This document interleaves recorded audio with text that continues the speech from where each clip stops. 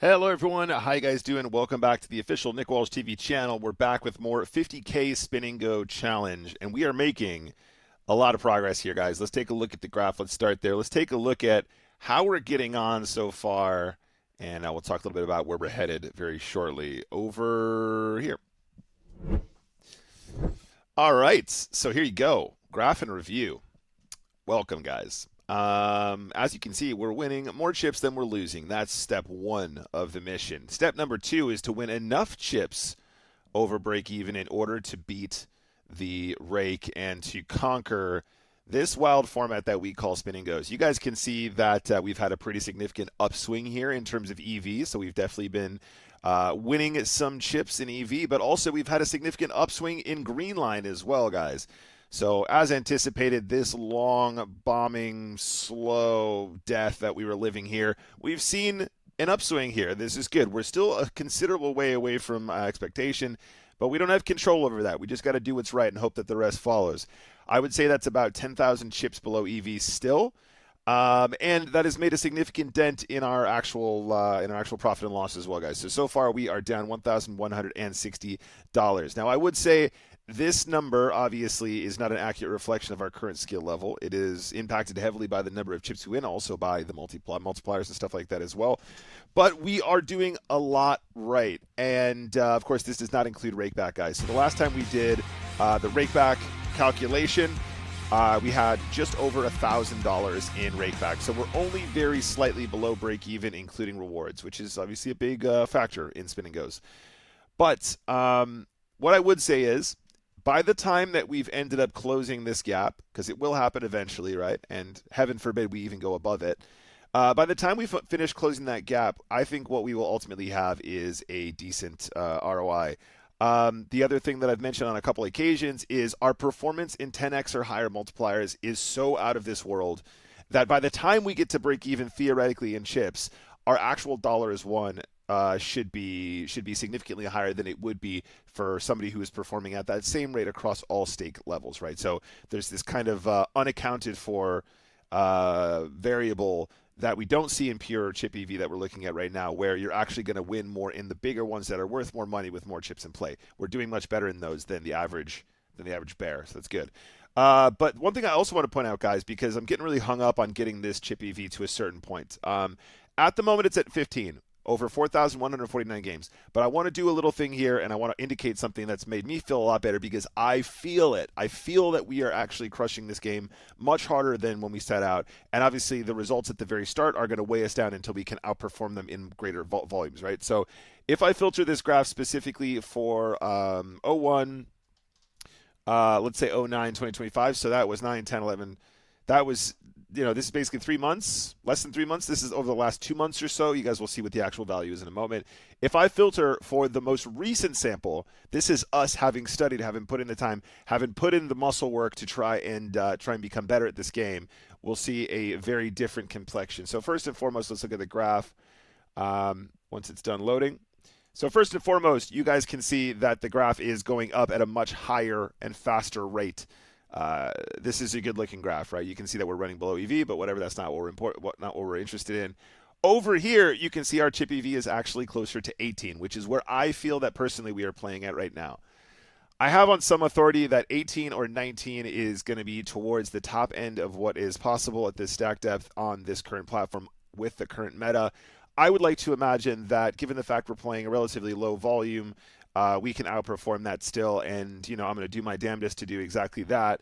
However, this does make me feel miles better because this is over 2,907 games. This is not a relatively small sample. It's a small sample in spins, but you guys take my point. We've played less than 5,000 games total since the change, and a lot of the improvement has happened, in the last 2,500, 3,000 games, something like that, and it's being shown in this sample. What we're trying to do now is outperform our previous results when all the volume that we played at the very start, in order to have the total challenge chip EV reflect more accurately our overall skill. But yeah, this is good. This makes me feel better, and also it kind of corroborates the idea that we are improving since we set out, which is very, very good. So here we are, guys. We are down dollars. We are almost breaking even after bonuses. We have another 750 games to play, 756 games to play. Is that right? No, 856 games to play. And we have a decent amount of time, guys. It's the 20th of November. We're supposed to finish 5K by the end of this year. How many days left this year? Should we call it 40?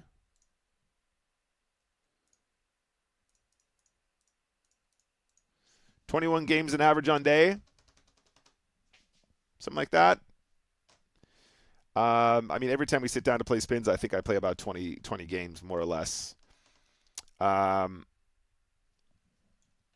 and obviously, there are days when we can whack out, 100 plus. So it's definitely well within range. Bearing in mind also we're going to be in Prague, bearing in mind that we potentially might be in Ken as well, and all that. I don't think we're going to struggle because I'm also very invested in this challenge as well. Like I when I have spare time, I am playing spins.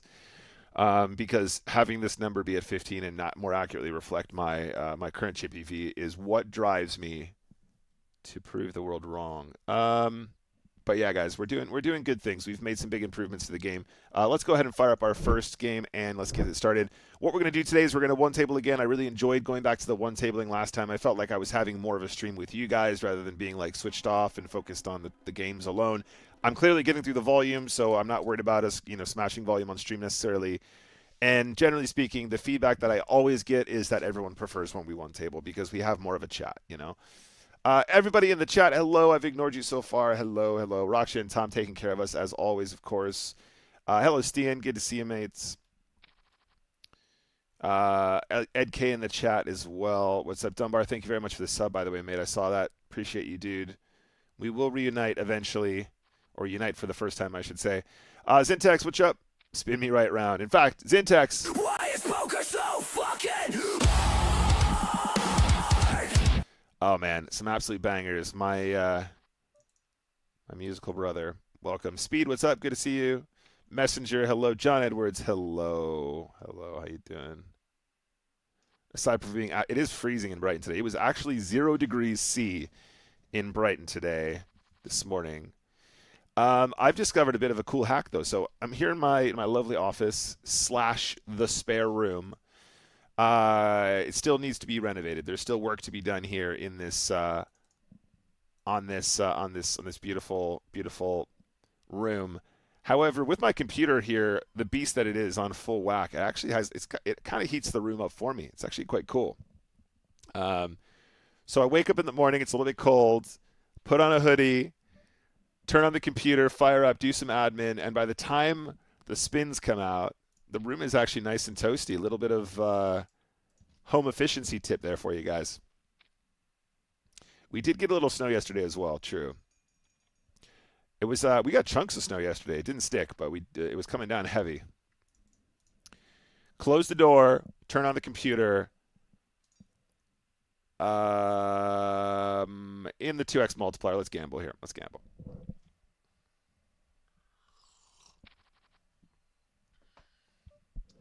Let's gamble with this one too. Gamble. Hop Kizzle, good to see you.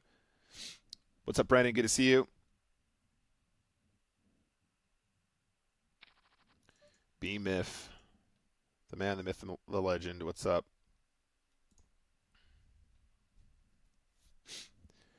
That's so funny. It reminds me of getting snowed in at Dusk Till Dawn. Snowed in at Dusk Till Dawn was fun. If it wasn't so damn late, we should have just called it a lock-in, huh? I'm going to go out on a limb and say that we probably don't do well against the 3.5 off of half stack.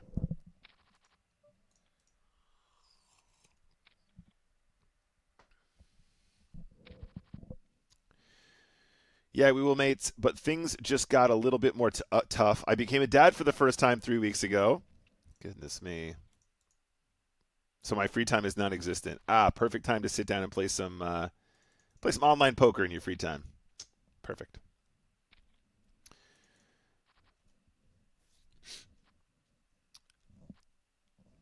Oh.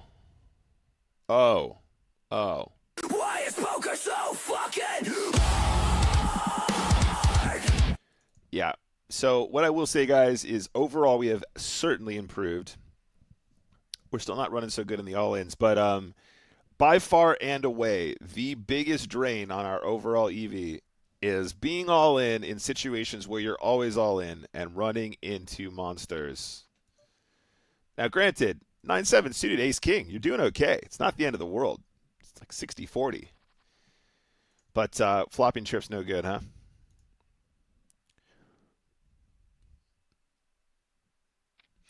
How much of a downswing are we on here? We've got to talk about how the computer is actually helping heat the room. Exactly. It's become that bad, Hupkizzle.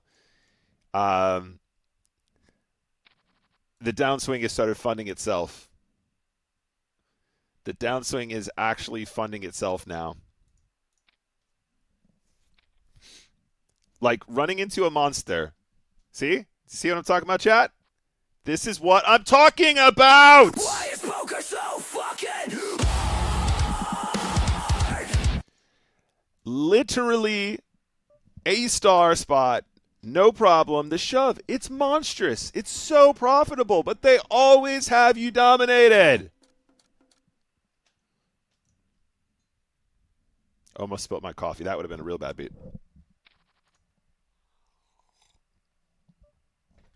All right, let's try this again.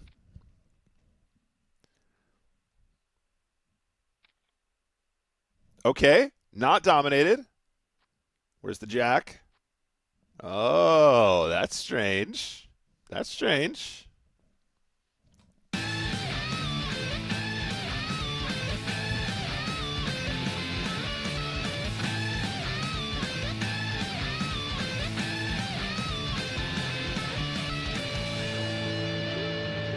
I went through 2 hours spin madness yesterday. Variance was colder than the weather and right. I mean, yeah, it's probably quite warm now. We're gonna do one of these ISO bluffs, and we are going to check. This guy's gonna blow up. If we check, he's gonna blast off on 7 trade deuce, right? Yeah. Mission accomplished. Don't you dare. All right, we want to make a note of this, guys, because that's definitely not what you want to do. In fact, close this for a sec. Let's fire up the replayer. And let's make some notes here. So, you know, I would say that this is pretty spewy. ISO pot, spew jam, oba shove, low dry, no hand, no draw, verse limp, verse check. Very, very, very cute spots. Very high EV spots. All right, 50. It's the song that causes the run out. How about this one? lost another flip? I might quit 15 times in a row. I'm so sick. Lost another flip. I might quit 15 times in a row. I'm so sick. And that's that song apparently helps. The other one the poker gods don't like. Who is this? Sib. Oh, that previous spot. Did we change the label color? Yeah, let's just bet this flop. That's okay. This is not the end of the world. We have played a bunch of volume this morning, by the way, guys. I should mention. So when we whack out the graph, don't be surprised. Yeah, we need to change Covidi to blue, don't we? That was the question marks with the blue. There we go.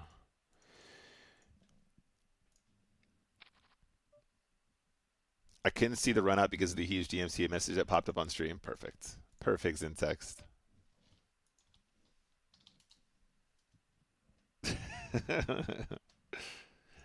I keep forgetting I'm not on the PokerStars channel.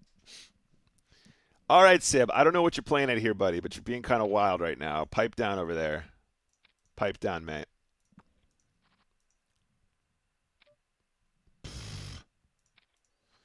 GL representing a hand here. I don't know. I don't know what they're repping. I don't know what they're repping here. Jack high call like an absolute genius.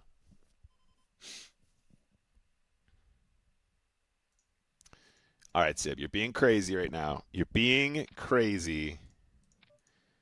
We're going to keep an eye on old Sib because he's being crazy right now. Okay, if you're going to bet full pot, we're going to have to fold the bottom pair here. But we're just waiting. We're going to be patient. It's a nice long game. We should get max value from Sib. This should be a spot where we get max value because we got all the time in the world to find the spot where we get the juice. All right, Sib, give me an opportunity. Just give me one chance, one opportunity to seize everything I ever wanted. We hit a 7. Oh, now he's half potting all of a sudden. Interesting. Interesting. Bet size tells. Bet sizes. Bet sizes. So just half pot on the flop does seem stronger than the alternative. Okay, we're going to be patient. We're going to be patient. We're going to give Sid the benefit of the doubt here. And we're going to wait to find a really good spot here to punish. 10 of clubs, any good? We have a pair to go with our club now. Okay, interesting.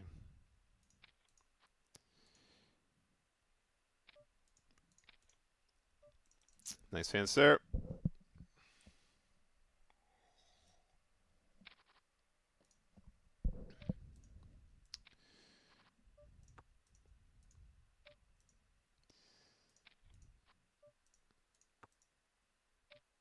Wow. Okay. Okay, it's going to be like that. It's going to be like that, huh?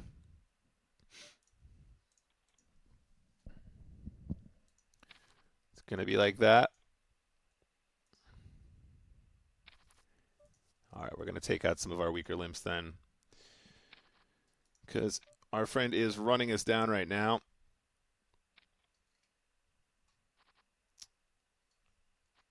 Give us a chance. Nice hand, sir. Pair and a flush draw, no good, huh? Pair and a flush draw, no good.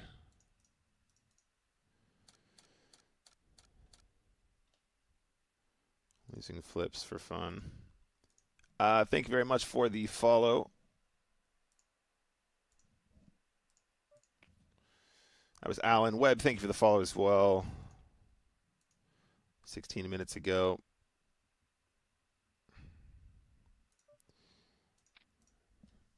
Oh, we got a rematch against Civ here. That's nice. See if we can make this one work.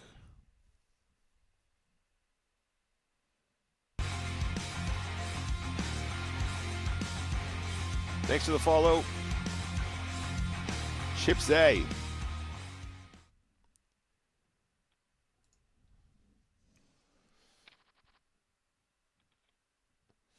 I hate when you have plans for future seats and then they just go all in. Yeah, I mean it worked. Fair. I want to give all the props to Sib here. I'm going to give props to Sib here. Absolutely ran us down that game, but I do have concerns about the longevity of this strategy across multiple games. We'll see. We'll see. We'll see. We'll see. See the loosey-goosey flat here?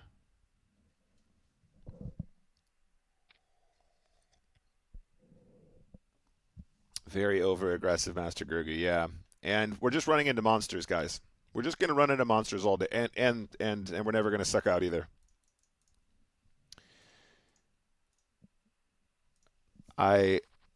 If we could just take away, I'm not suggesting we should always have the best hand when we put it in, because that's just not how the world works. But what I would suggest is if we could just get rid of the most egregious cold decks, our win rate would be through the fucking roof. I'm telling you. In any single session for the last 3 months, in any single session, the number of 100% never adjusting, always going to be all in spots where we're running into the top of their range is fucking obscene. It's obscene. This guy, loosey-goosey, flat calls, we have ace-jack, slam dunk push, 100% all in, never missing the spot, never, ever, ever, not for any player type. And the reg on the button has kings. At least it's breastcore. We like breastcore. Okay, let's gamble this one. We're going to gamble this one. Oh, top of the range? Just the top of the range? It's just the absolute tippy top of their range. Yeah, the one that has us dominated when we have 9-7. Like, the whole point of the call with 9-7 is that we're live most of the time, not absolutely stone cold murdered in the dirt against pocket tens. All right, next game.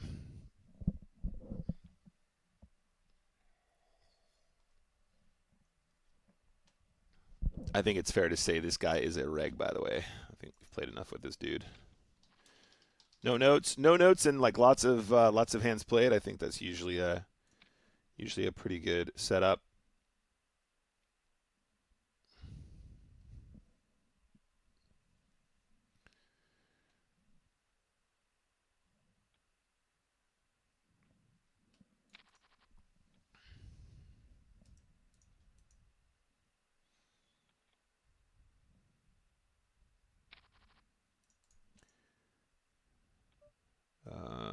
Let's do one of these.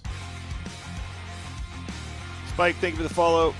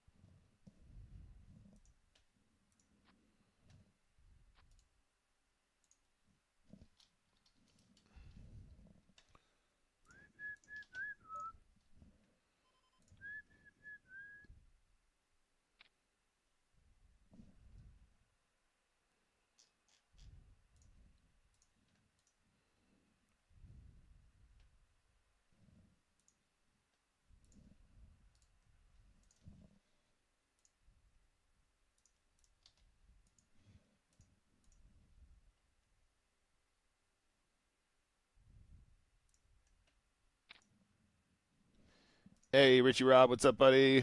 All right, I'll show you the graph. Graph currently looks like these. This is our chip graph.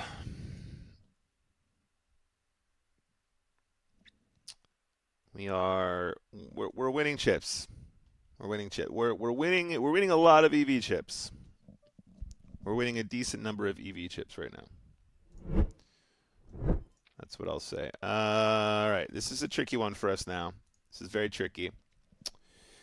Our opponent should probably bluff this turn very, very, very, very, very aggressively. We have no king queen. We have no ace x. We very rarely have jack 10. This is a sad story, but I just feel like probably against a reg we are supposed to be calling here. Is there any value in shoving? Probably not. So I think we're going to end up calling this river shove, guys. Wish me luck. See what Cruel wants to do.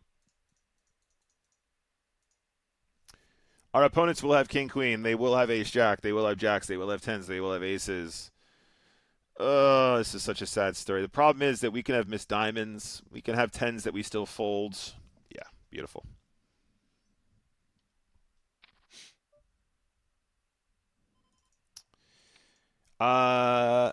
Dan is asking, how many binds do you recommend to play relaxed without fear of downsizing?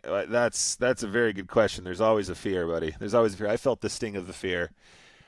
In the new format, I would say you want a couple hundred buy-ins. So previously in the reg speed, I would say 100 would be okay. But again, even in reg speeds, 100 buy-in downswing was still possible. I would suggest in the new game you want maybe 200 or 300. That's just for the worst case scenario, but already in the challenge in the last 5,000 games, I have gone below In actual buy-ins, I was down 130 or 140. In actual buy-ins below EV, I was over 100. So in both categories. And theoretically, I'm performing admirably here. I should be doing something. These are the spots, guys. Oh my god. You guys have no idea how incredible it is to just see a fold. Like, we shove a hand that should generate folds and not running into aces. Ace king? Ace king? Any ace kings? No? 2 in a row. 2 folds in a row, guys. It's massive.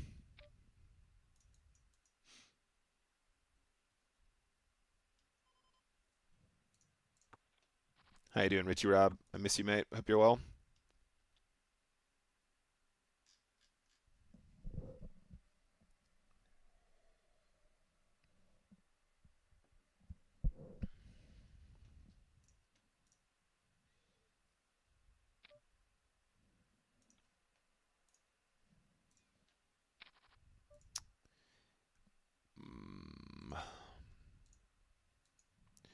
We can technically push 9-5 suited here if we want.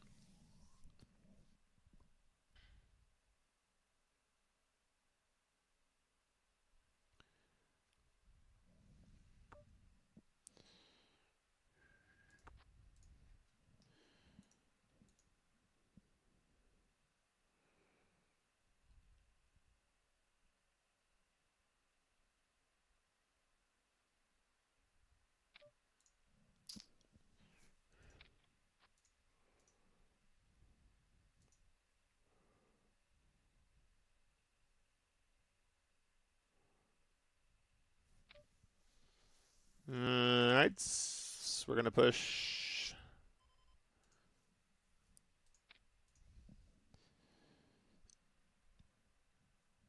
Could hero calls with a 6 or an 8 here because of the way we played the flop. Mr. Bluff Cruel. I would argue probably that small river block is just going to be because he thinks we can still have missed straight/flush. The Spraggy gets a fold. I know it's kind of wild, right? Can we get called by worse once in a while? Can we win when we get called by worse once in a while? No, never mind. Expert poker thus far. And ace queen any good.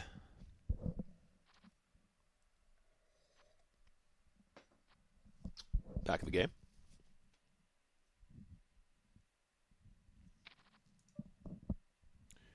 Now, Queen Trey we can push. We can also sneak it in as a limp. We're at 7 effective exactly. This is right at the bottom of the Queen X shoving range. Queen Trey, from a Nash perspective, is all in there, but it's very, very thin in terms of the its value. This one we can go live. We can check or we can raise. Let's take the check this time.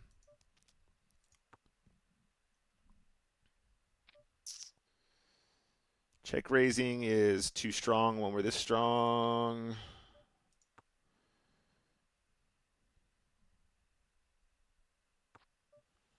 And on the river, I think we go. This is the best size. Still a little under the weather. No Prague this year. Prague's a million miles away. You might feel fantastic by then. Don't be ridiculous. Just the push. We're at 5 big blinds effective here, so we're going to put the range in. Against the reg anyway. We have some limping against the unknowns. Oh, he's got ace-king suited. He's got 5 big blinds, and he has ace-king suited. That makes sense. It's the only logical conclusion. You get them on the ropes, and they never lose. They always have the nuts. All right, back in the game. Jack 5 suited. Oh my God. Slam dunk 2.5 big blinds. He should be calling any 2 cards here. 2.6 effective is ATC. Jack deuce is way, way, way inside that. We're going to chop this anyway, huh? Oh, God. Thank you, Dan. I appreciate that, mate. I appreciate that. If you have any other questions, hit me up. We've played a lot. So this is a good example, guys. 2.5 bigs, ATC call, heads up. Never, ever miss this one. Too bad about that. 9. I'll take a deuce.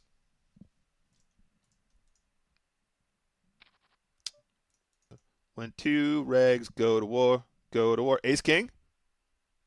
Oh, he's too deep for ace king. We got to wait till we got him down to 4 bigs.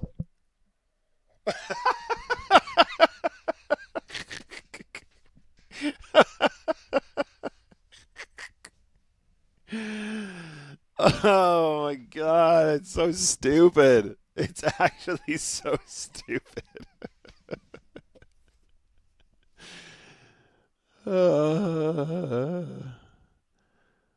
it's nice blue sky outside, guys. Should we just go outside? Should we just do a little IRL stream outside? We have time. I've put in the volume, you guys. We have time. We don't have to play spins. Let's just go outside and enjoy the nice blue sky. Let's go grab a coffee in the park. Somewhere where people don't always have ace king. Every time you're all in. Is that like the 5th time today alone?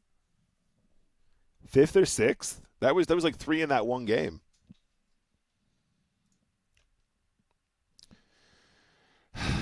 Why is poker so fucking That actually cheers me up for real. I love that. I think that goes so hard. That track actually goes so hard. It is quite reg heavy here at the moment, isn't it, guys? This morning was nice. I've played for a couple hours between like 9 and 11:30 or something. It's really soft. It's good games.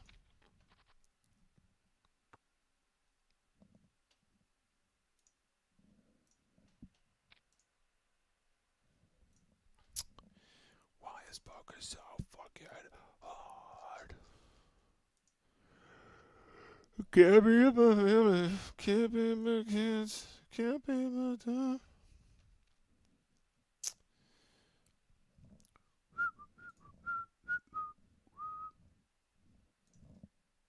Why is poker so fucking hard? Why poker so hard? Question mark. Hop Kizzle. Man, having king 6 at that stack depth as well is such a slam dunk push. You're like right at the end of the game, the blinds are so high, and you're just like, oh, give me anything I can run with here. You give him king 6 is like monstrous.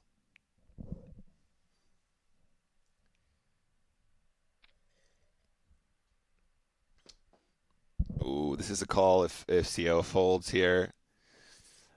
Lucky no. That's all we can do, guys. Just put the chips in good. Just put the chips in good. Doesn't matter if you chop against the ace 4. Doesn't matter. Doesn't matter. Oh, golf stream. That's a great idea, actually.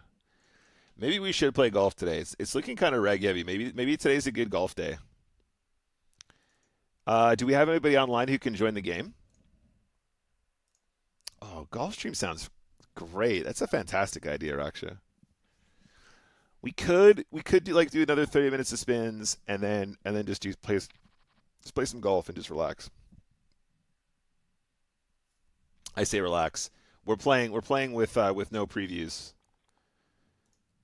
We're playing with no previews because all you cheaters cheat way too hard with your previews on. Ace King? Oh, we actually haven't dominated. Never mind. Hey! Why is poker so fucking Lovely. I had a similar situation yesterday. Heads up, both around 6 bigs. Here on the big blind. Button limps, hero shoves, king, queen suited, button snaps. I actually said out loud, let me guess, aces. And now guess what he actually had? Aces. Yeah, I mean, it's brutal. It's brutal. This is ATC, guys. He had less than 2 big blinds, and we are going to gamba every time here.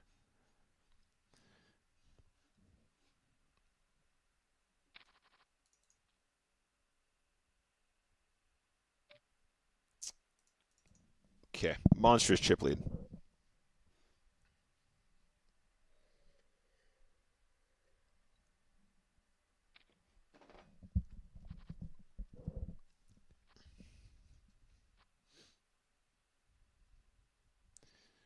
10-4 was the nuts.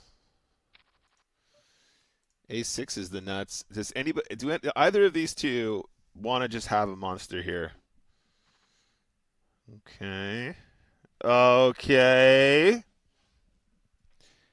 We do get 0.1 big blinds on the side, though. There's that.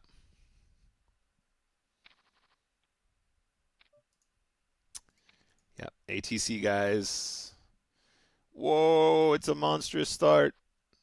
Never mind. The King of Hearts, not the King of Clubs, you'll note. King of Clubs was no good.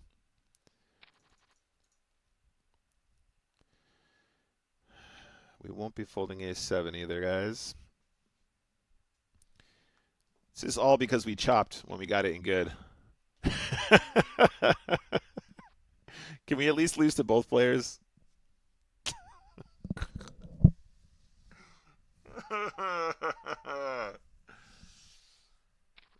Oh my God, it's so outrageous.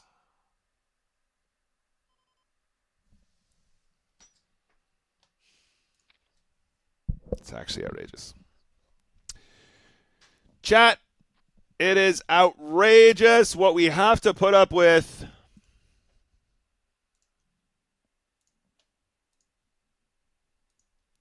There's just not enough aces in the deck for it to make any sense. There's not enough kings in the deck for it to make any sense.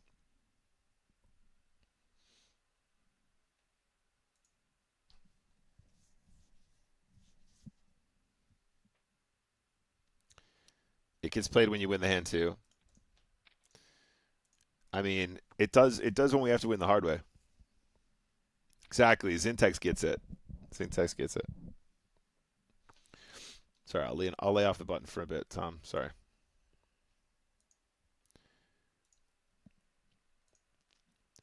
Like, the point is, it shouldn't be that hard, Tom. That's the spirit of the song. The spirit of the music is it's not why is poker occasionally challenging. It's not why is poker a fun challenge.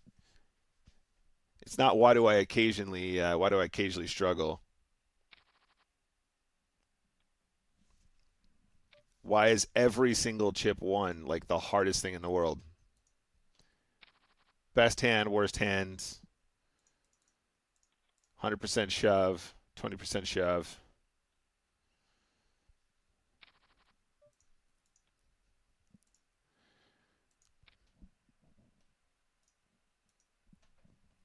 I mean, the graph is going straight to the moon here. And the graph isn't even adjusted for all the absolute nonsense.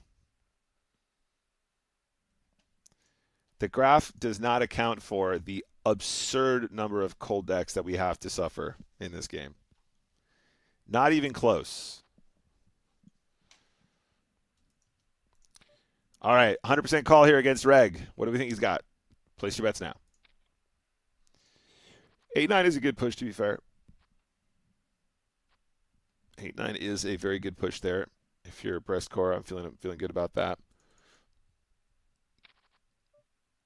And we are playing against an unknown player here. Unknown player.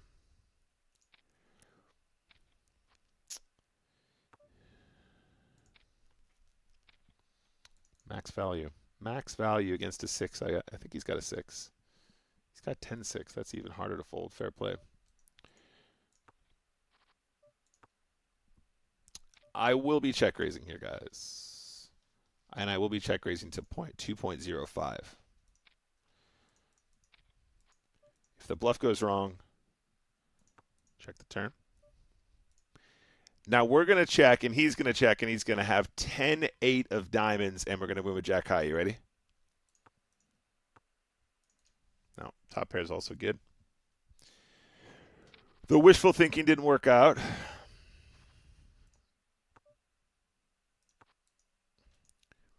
Trip 8s. All right. Should we hit him with a 2.05 again because we were bluffing like that last time?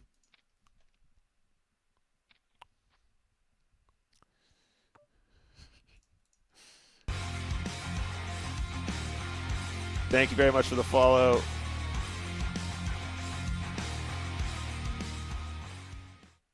Lasitama, appreciate you. Thank you. Thanks for the good lucks as well. Welcome to the stream. All right, we got him down to 5 bigs, excuse me. 5.2 bigs.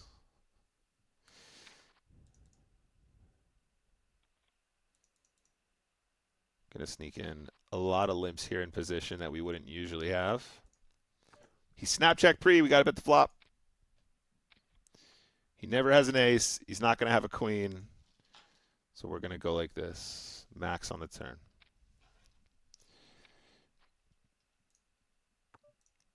Do we commit the rest? I don't think he has a queen. I don't think he has ace.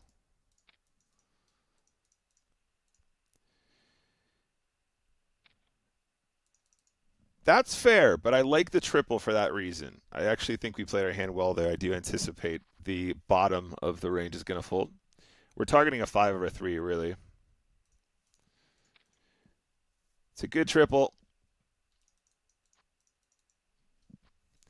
And we get called by the effective no hand. Props, though. It's a brave call.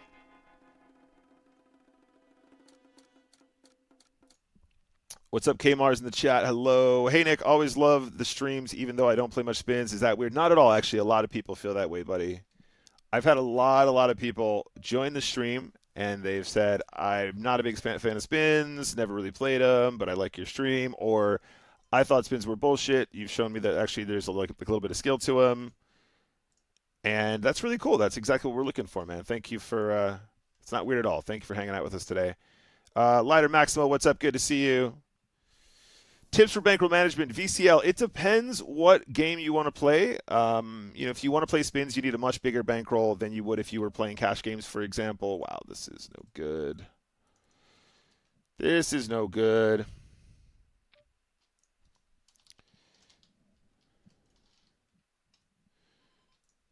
Let's see if we can flop something big and get max. Hi-lo, yo, what's up? Good to see you, mate. I know, called the ace-king as well, twice. Heart, please! The 9 is just enough to keep us in here, huh? Oh, versus the 3 bigs? Come on. So we want like a 9 or a jack or a heart, I guess. Although the heart's probably the cleanest one. Can we just get to showdown with the 9, please, once upon a time? What if this guy has 4 or 5 of hearts?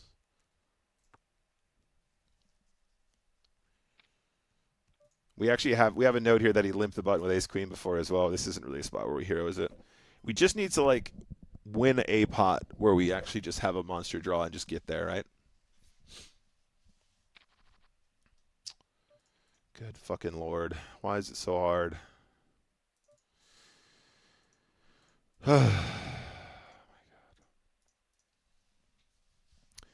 I like the triple, though, right? Cute. It's a cute move. The guy calls us down with 3 deuce there. I think that is – it's bold. It's a bold strategy. And, I'm never going to be mad at a guy for making the right call. I think probably it's an overwhelming losing call. Because, number one, nobody ever bluffs like that except for me. So you found the one guy that actually can have the bluff. And then number 2, he needs to be in the right mood to even make the move in the first place. And I'm often not that inspired to do so. Queen Jack, any good? That's not the worst run out for the $50. We do, Tom. That's right. I forgot. Well, I need somebody to help me make my emotes. I don't think I've ever made emotes before. Believe it or not. Ace King suited. All right, can we get some action? Can we get a hold? Hearts are no good for us. The queen's really bad for us. What's up, Matt Spin Poker? Good luck. Very interesting video with Texas Tom. Did you make some changes in your game after that? I did. Yeah, no, actually, I pretty much went into the tank for everything that he suggested. Matt Spin, at the end, he kind of gives me a list of things he wanted me to work on, and I ended up drilling those exact spots. and slowly discovering bits and bobs that I could improve through that practice as well. I don't know if you saw the beginning of the stream, but basically I filtered for like all my results since the start of the challenge, and then I filtered for the last 3 months or 2 months or whatever it was, and the change is like whoop, huge, huge adjustment. I'm now winning something in the region of 18 or 19 chips per game, which is quite good on average. Against Kalamos, we can probably just bet turn if he checks again. Otherwise, we just do this. Jack of spades is not a great riv.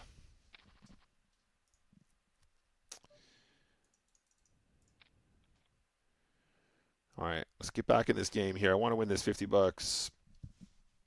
But yeah, no, Tom is just a great person to bounce ideas off. He's a very, very talented Spin and Go player and coach. I would say my results in the new version of Spin and Go's now are getting towards the top end of what's possible. I would very much like to imagine that I'm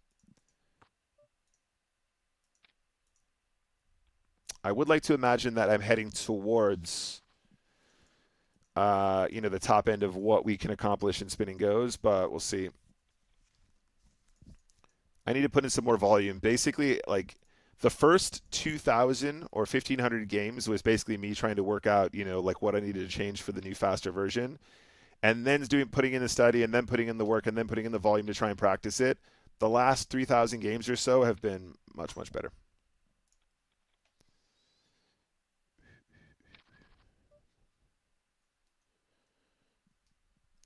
No race with Jack 9 seated against two limpers. I mean, it depends on the limpers. I would say usually you just want to take your equity with those combos because they play so well multi-way. And if they have trapped you, then you obviously fuck them up. We had this conversation on in Discord the other day. Somebody was saying about how they like to shove versus two limpers like way more aggressively, which it kind of has merit, but also what you're doing is allowing them to gamble with you where you probably have a big edge by checking. And you have better hands that you can shove when you have blockers in your hand or just hands with like equity, king, queen, queen, jack, that kind of thing. Queen jack suited, again, probably falls into the category of very playable hands as a check, though.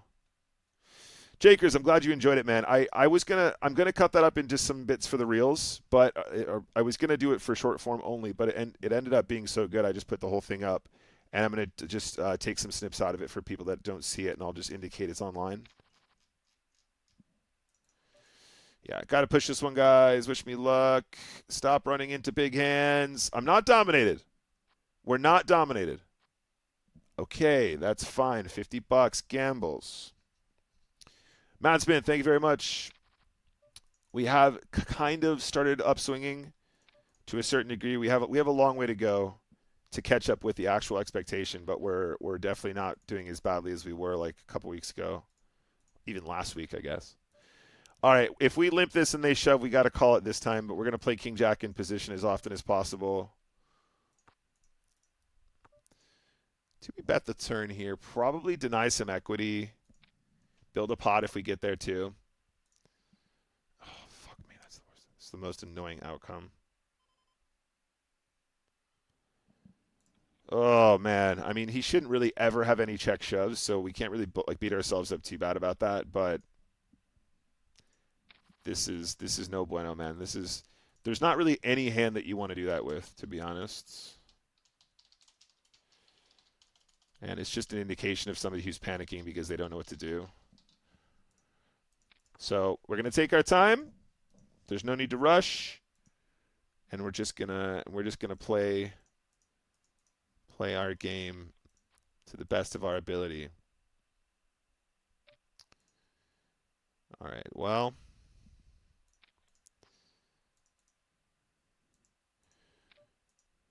So we turn our hand into a bluff here. 1, 2, 3, 4. Oh my God, 1, 2. Yeah, all right. Wish me luck, guys. Nice hand, sir. All right, so we want to note down the river sizing here with the 2 pair. What's interesting about this spot, actually, let's talk about this for a moment, guys. So part of the reason why I turn my hand into a bluff here is because what he's showing on the flop as he leads is, well, he can lead anything, right? He can lead an 8, he can lead a flush draw. What he's indicating on the river is that he's actually has concerns about the way the board runs out, right? So his 2 on the river is not meant to be a, he's inducing a bluff, but he's not inducing a bluff intentionally. Well, what the fuck? Where are my buttons? What the hell?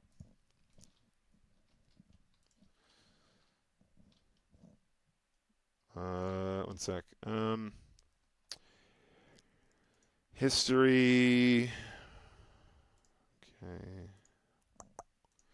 So he's inducing a bluff, but he's not doing it intentionally. Like, this is a spot where he's used this betting structure because on the flop he thinks he's strong, on the turn he thinks he's very strong, on the river he's concerned that we have a flush or a straight, 100%, right? This is not him being clever and going, I'm going to size down so that I induce a river shove. Now, the shove here is a little bit dicey anyway in the first place, but we are blocking 2 pairs. We are blocking the flush, and he's not using a structure that I think actually indicates any kind of strength that's going to be a straight or stronger. All of that is accurate. He just so happens that he has 2 pair, right?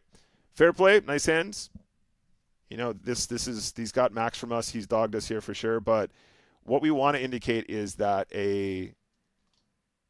first of all, donk lead flop was weak top pair. That's super important to note.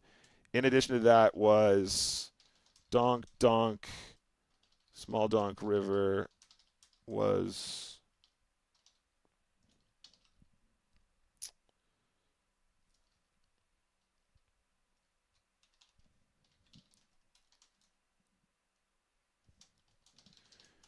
we're going to write this so we remember exactly what the spot was about. So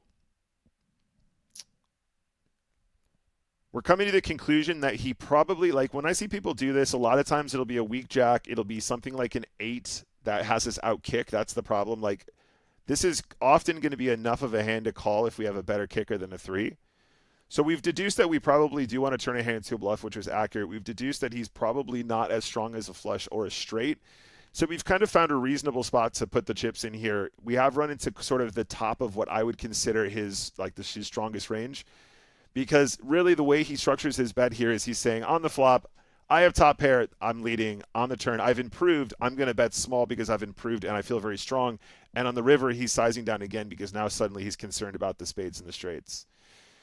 In the event that he does this where he has jack deuce or he has jack tray or he has any of the other things that he leads with here, like he could literally have a hand like 10-8. That would be another hand he would play like this, right? We suddenly actually end up having a very good move here, and I think he plays it in exactly the same fashion. So in a weird way, we've run into a hand that's not strong enough for him to be inducing us, and he's played it in a way which indicates he would do the same thing with an 8 or a 9. Like, another great hand that he would do this with is like 9-10. He would 100% do this with 9-10. So overall, against range, I think this move makes a lot of sense, and I think we do pretty well if we run this one like 100 times over with the range that he's going to use here. But yeah, fair play, nice hand. Let's get on to our next game. We've been unlucky in the bluff category as well, guys. We've put in 2 really good bluffs so far. One of them we just ran into it. The other guy just couldn't fold bottom pair. Ed K says, interesting conversation about the screen name. Can point towards a player. Yeah, 100%. I think I agree with him. Not always, but a lot of times. It definitely did, Jakers. Yeah, he's so cool. He's a really cool guy.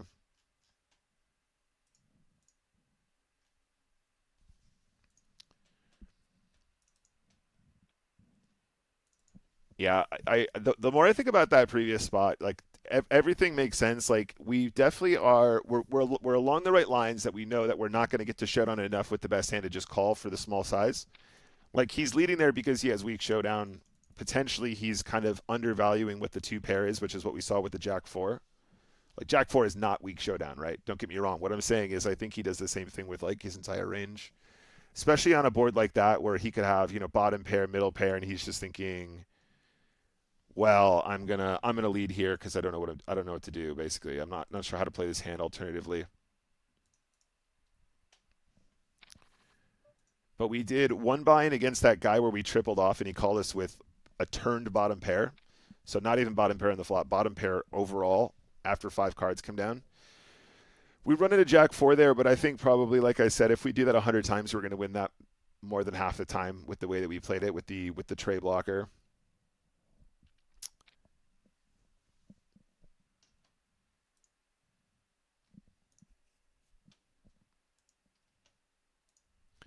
It's important that we have that noted down, though, because then in future when we encounter that player, we're going to know he's going to have some leads that are basically like almost induced sizes or almost block sizes for strength, which is definitely a good note to have.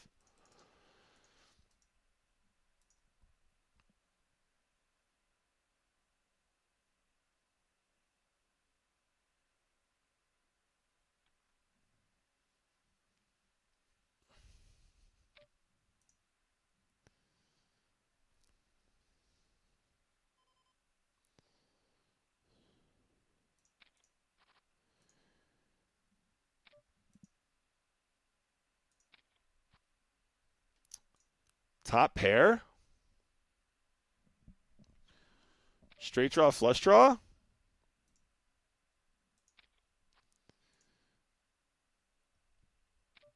Oh, man. This is so nasty. Oh, this is so nasty. Oh, man. I don't know. Does he ever really have a bluff here?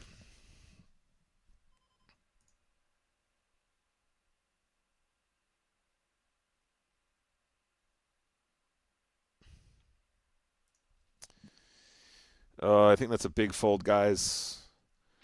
I don't think breast quarter like blasts off there. Just I don't know. Maybe I could have that one wrong. It just feels super strong.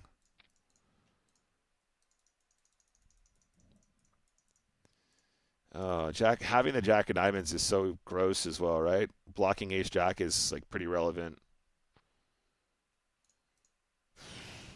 Why can't we just make our combo draws?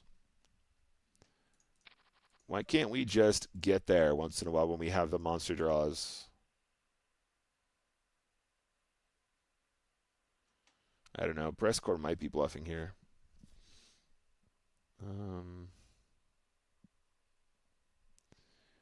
I mean, they bet that board, barrel the king. I don't know. Maybe. Maybe we need to call when we have the jack of diamonds here. I'll mark this one for review, guys. I want to see what the bluffs are supposed to look like there, but like I don't know. If they have a pair and a diamond, are they allowed to just blast off? Okay, we'll write that one down.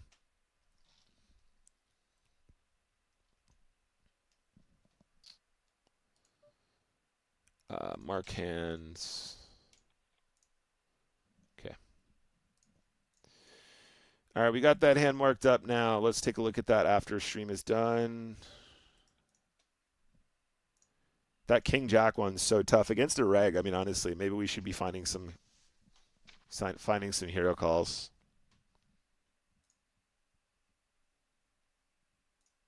Jack of diamonds, huh? Jack of diamonds is maybe, you know. Also, how do they always have us dominated when we have 5 big blinds? It's just absolute nonsense. I'm starting to think that the regs just never push the correct range, honestly. I'm beginning to feel like the regs, the very good regs who I respect very much, I'm starting to think that they're just not playing with the correct ranges at all. They never, ever, ever seem to show up with bottom of range.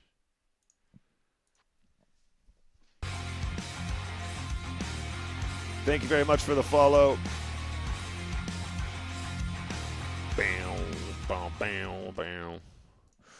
That was Flanners. Thank you for the follow. Welcome. I think it's just sample, and I think it's just because of like the way we've been running. But I feel like whenever we're all in these spots that are just absolutely like there's no question I'm playing some of these shoves wrong. Like absolutely no chance. Unexploitable poker. And not just that, not even like unexploitable and it's got like a 0.01% return, like unexploitable and it's like very strong in range and they always have ace king. That's one thing. Even in the calling spots, like I'm just never seeing him turn up with bottom of range. And maybe that's an exploit. I don't know. But to me, that doesn't make sense because it means they're not playing that spot optimally. It goes against everything that I've taught myself about Spin and Go. Yeah, why don't we just go ahead and bluff here?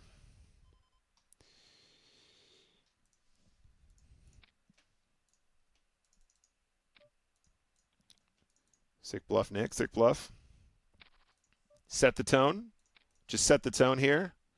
Show them we're capable of bluffing here, and then we'll just get them in a sec.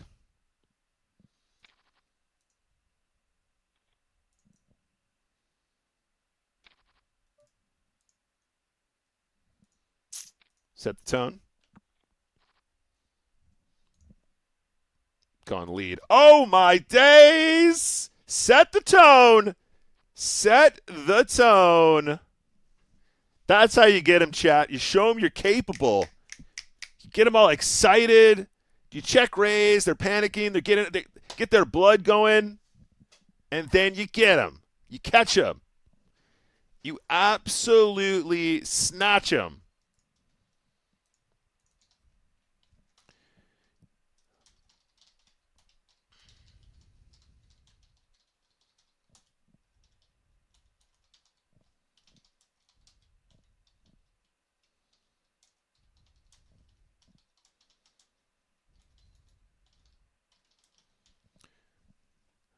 Sometimes it's not about getting the bluffs through. It's about putting people on edge, getting them in the box. You got to turn them on a little bit. You got to activate them. And then when they least expect it, pounce. Absolutely snatched.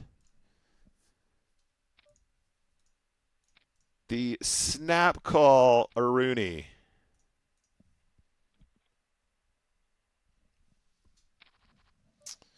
All right, well, that one's going to look good on the graph. I'm just going to say it now.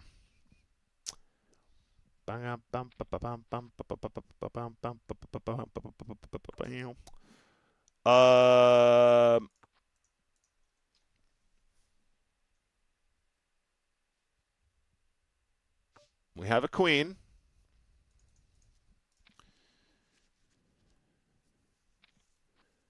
We have a queen.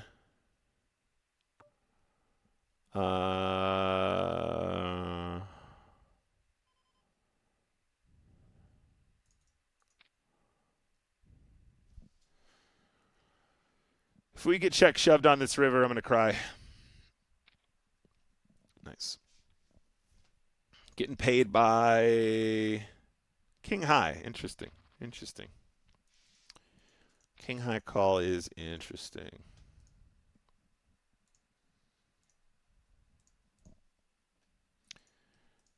Absolutely snatched.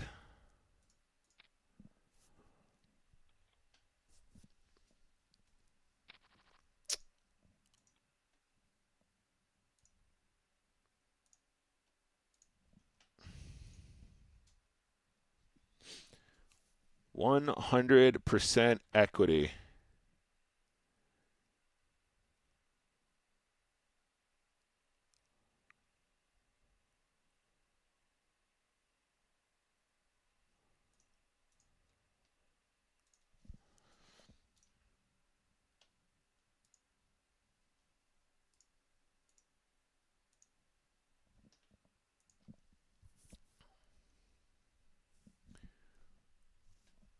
%100%. So against a reg, we can consider calling here. We're going to take out the weakest stuff. Against the unknowns, their range will dominate us too frequently with those weak kings. Generally speaking, the notch there is very sensitive. It's very, very sensitive to the adjusted ranges we see.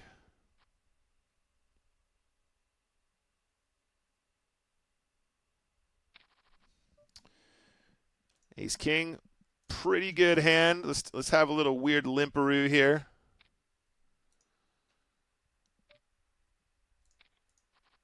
Little limperoo. I actually thought this guy had more big blinds. Sorry, guys. This is a mistake. Well, at least we get away from a 4. Should have just shipped it pre. I thought this guy had enough to reactivate the action. We were going to limp and let him shove and then shove over this guy. Oh, it was a bit of a silly one. Didn't cost us too much, but more than we want to give away. Should have given it another couple seconds. Considering we have, we're one tabling, we probably shouldn't make those kinds of mistakes. The streaming doesn't help.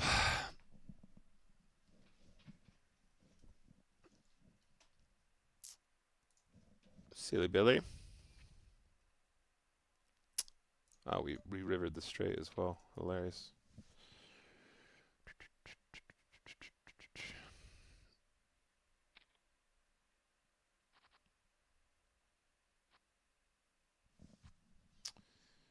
All right, 6 big blinds to 8.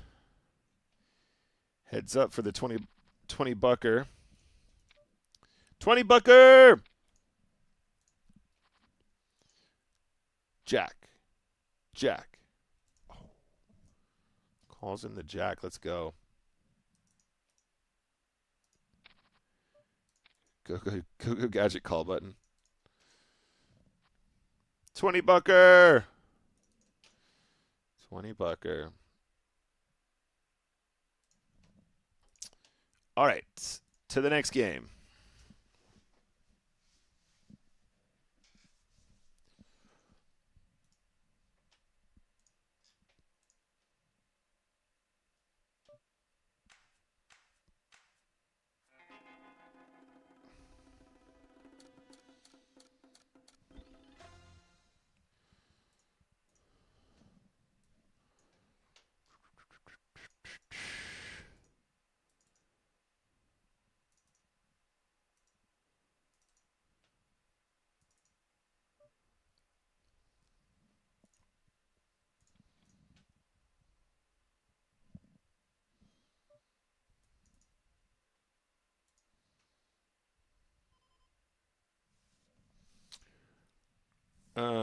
Let's do that. That's a fair fight. Spades. GG. I don't mind those. I don't mind getting it in behind. That's okay when we have 45% equity. That's fine. That's actually completely reasonable. It's just when we shove ace 5 and they have ace king. That's not cool.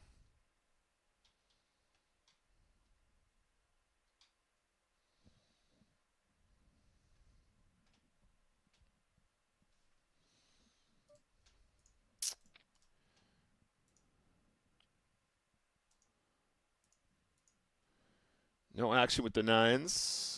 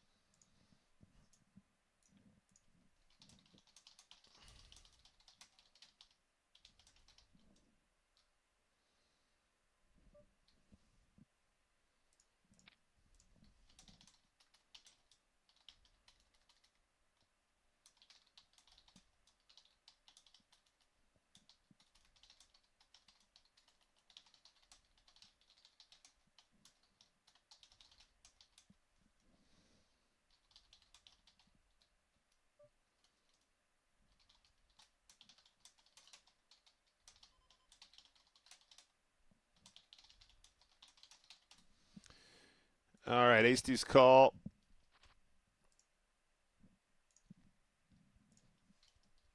Rivered by the king 7, unfortunately.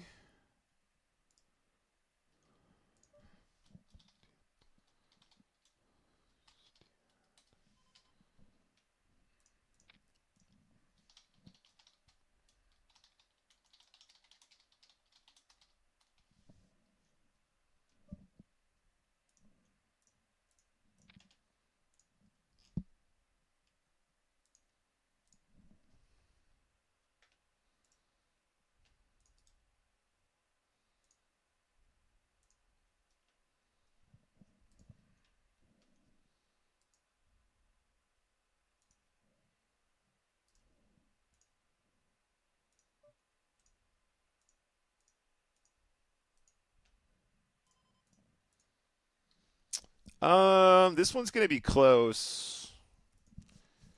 Think it's probably cuspy against 2 players.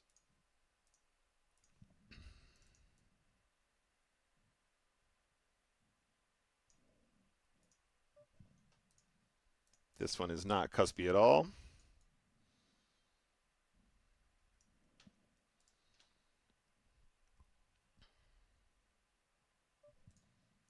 King Jack, wish me luck, guys.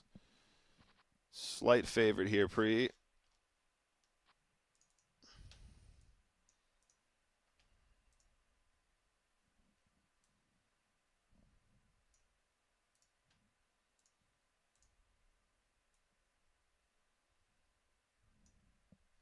Nice. All right, give me 2 seconds, guys. Let me just do something really quick.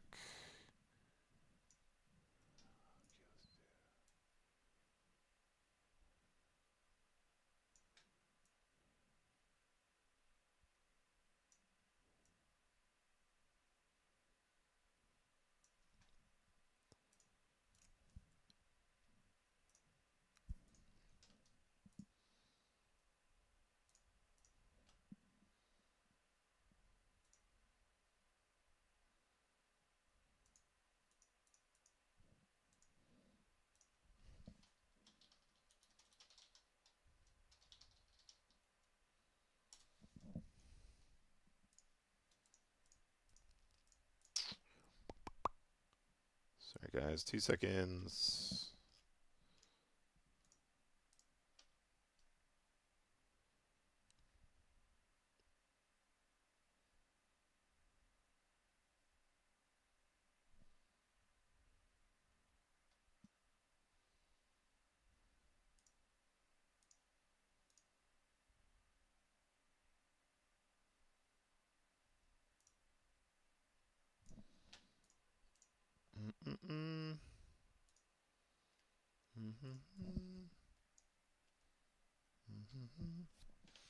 All right. Sorry, guys. Thank you for your patience. Next game.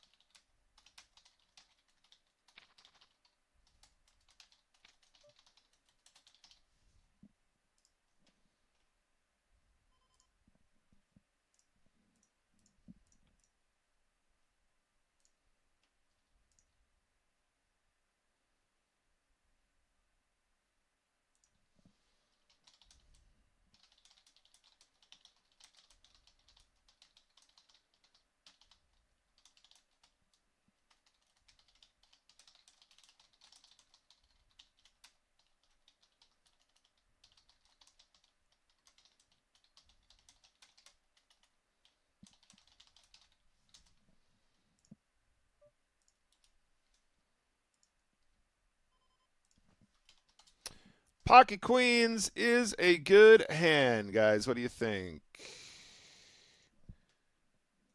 Can we get an all-in? Can I get an all-in, please? Can I get an all-in? Can I get it all in? How trappy can we trap here, guys? Queens are the queen of hearts on this board?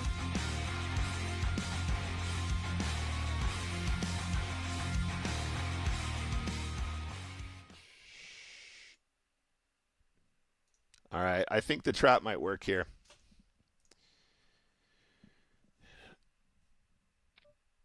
Do we raise the river is the question. I think it's close. It's close. He didn't lead the turn. I think we're going to go for it, guys. I could be getting this wrong, but it feels like a 6 or a 7, and I think we can probably get max.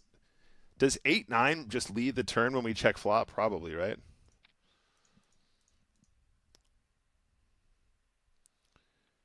All right, cool. Looks like it was the right move.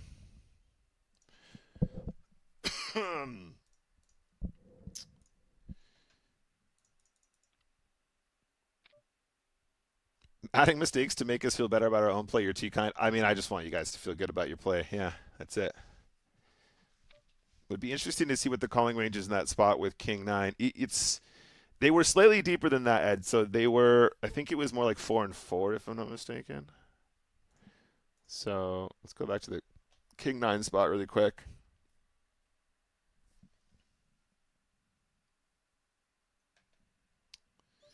I can look it up 1 second. King 9. So open up the King 9 situation. So the button opens for 3.67, so let's call it 4. Both players have either 3.67 or 4.17, so it's actually deeper than that. Honestly, we can take a look at that. I'll mark it for review. I'll mark the hand. We'll take a look. Ed, I think King 9 is getting very close. I would say King 10 you always go. King 9 maybe not, but maybe it's closer than that. We'll take a look. I got it marked for later on. Ed, thank you for the note. Let's check it out. Why is Raul bluffing with the best with bluffing what is essentially a dry pot? Raul, this is not good pokers, man. There's not really too much to add to that note. Just like that's not a spot that I think regs would ever play differently.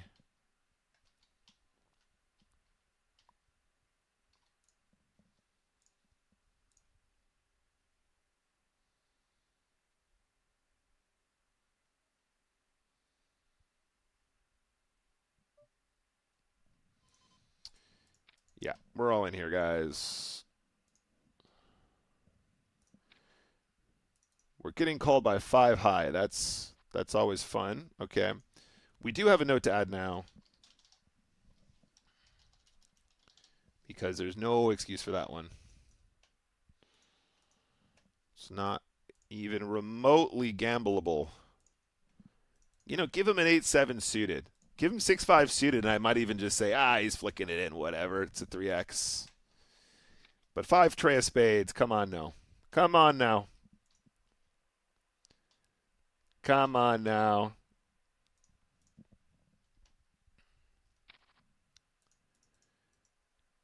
Yeah. Chocata.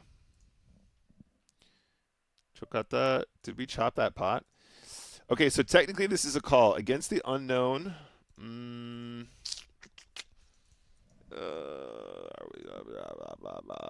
Against the unknown player, we're gonna take it out, and we're gonna see if we can make this one work as a push instead. That should be a slam dunk push. Can't call here. And 10-5, we're going to sneak in as a limp. Chocata. Chocata. Chocata. We're not going to fold King 8, though, guys. This one is too strong. Trade deuce, we can take out completely.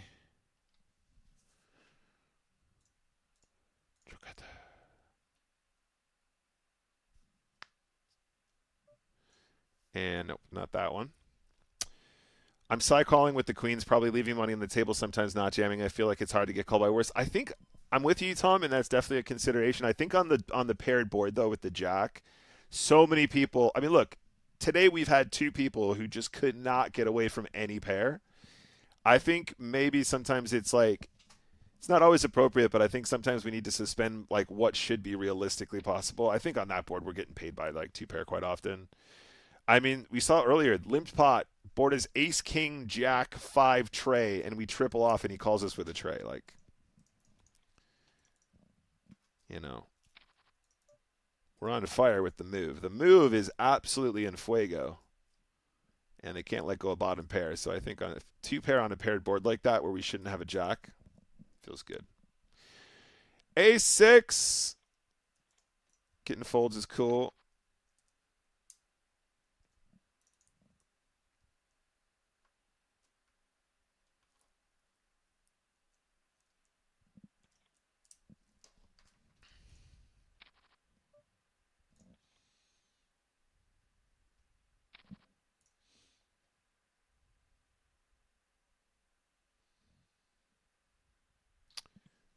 No action with the ace queen.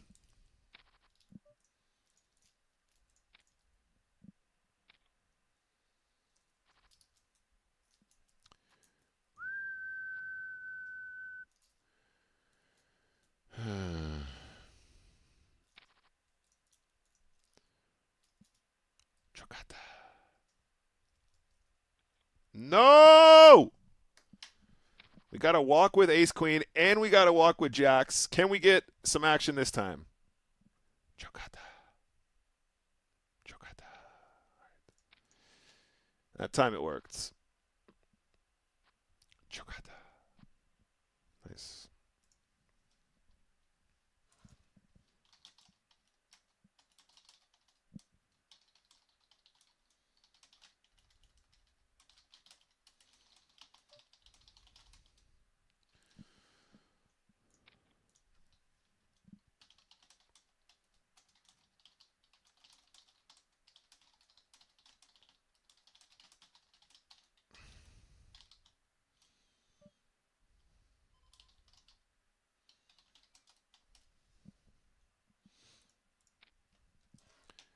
So what happened there? Ace 5 versus king 3, no good?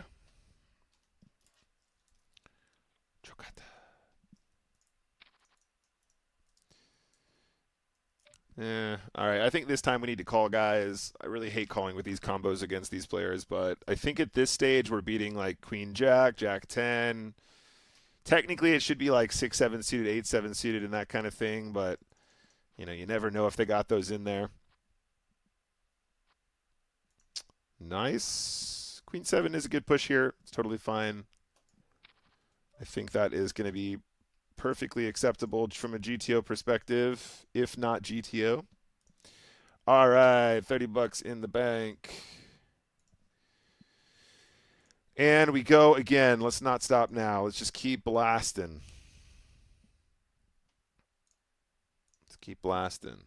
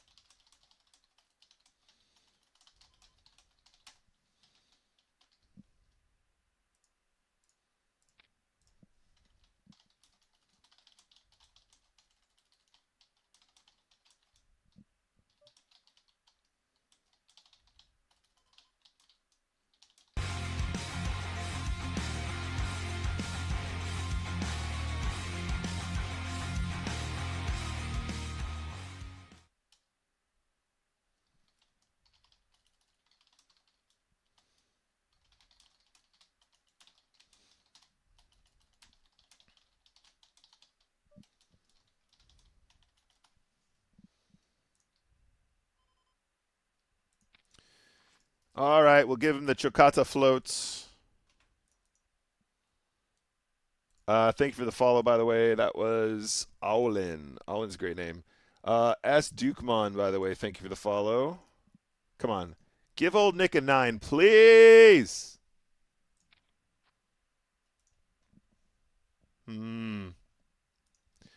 Interesting turn.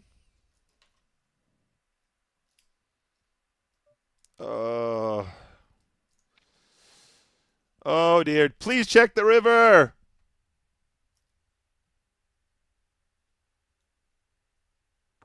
Chocada. Nice.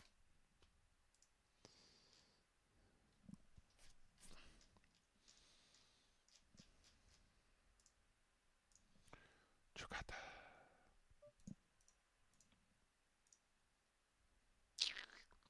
Sorry, guys. I'm just doing some admin really quick.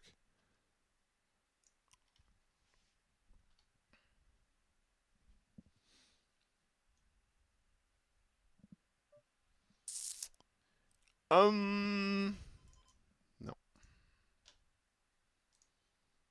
Oh. Oh. Why have they done that? Stupid. Uh,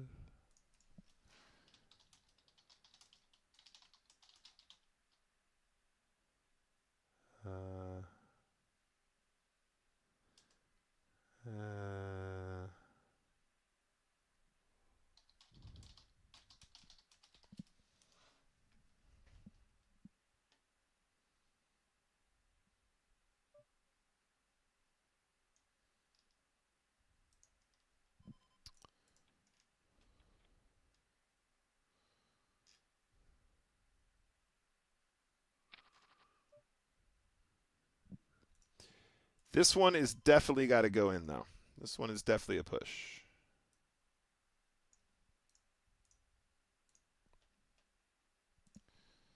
Getting folds is very, very good there. Pocket sevens, though. This should be a monstro spot. Monstro! Okay. It's a flip. Lost another flip. I might quit 15 times in a row. I'm so sick. Lost another flip. I might quit 15 times in a row. I'm so sick. Go on. Give him the straight. Oh. Hey, guys, guess what? Lost another flip. I might quit 15 times in a row. I'm so sick. Lost another flip. I might quit 15 times in a row. I'm so sick. All right, just out of interest, I want to look up the two big blind push there. You know what's interesting, gang, is it wasn't until the change to this format that I've seen more and more like 2 big blind, 3 big blind, 4 big blind spots on the button. I want to mark this one for review, but we're not going to check this hand specifically. We're just going to look at the whole range because WTF, fam. WTF, what am I supposed to shove at 2 big blinds effective, huh? Somebody teach me the way. 2 or 3 big effective. That's what we want to look at. In fact, we're going to look at 2, 3, 4, and 5, even though we already have 5. 5 will be loads of suited kings as well. Ah!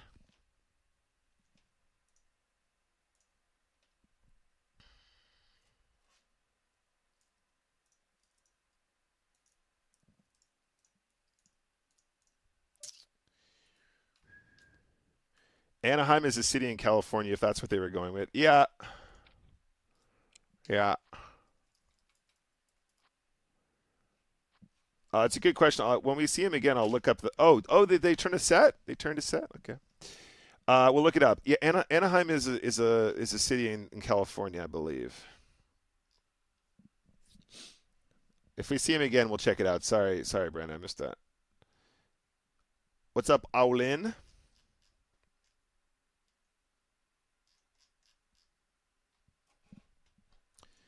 Pocket tens, baby. Let's go. How much action can we get with pocket tens here?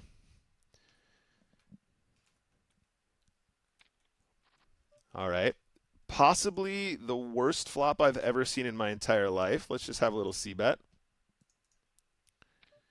And I think it's fair to get away from that one. We tried to get max, but unfortunately the poker gods are laughing at us still. You thought they would have had their fun by now, but oh, no.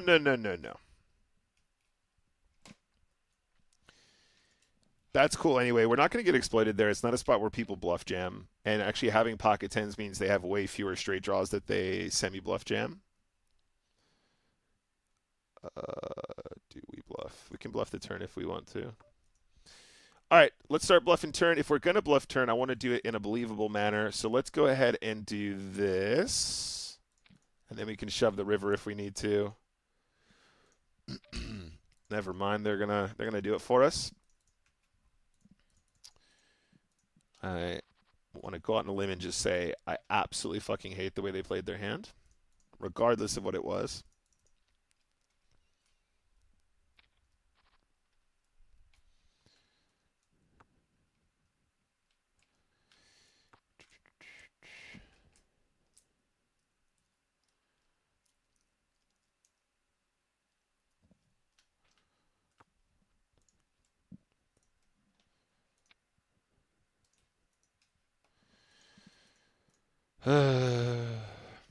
Come on.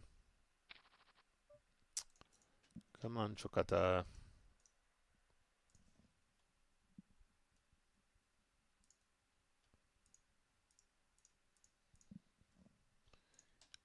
Can you give me a worse hand in the big blind? Excuse me, dealer. I think I'd like a worse hand, please. What are you doing, bro? This is comedy over here. Comedy.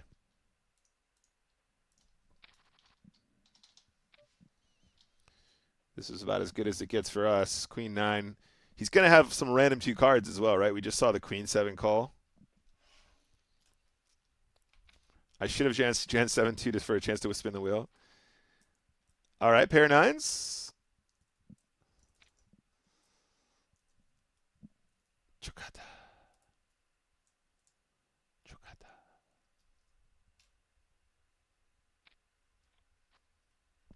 Oh. Can we do it with the Queen 9, chat? We can do it with Queen 9. That's fine. That's totally fine. To be fair, it was a flip when we got the chips in. To be fair.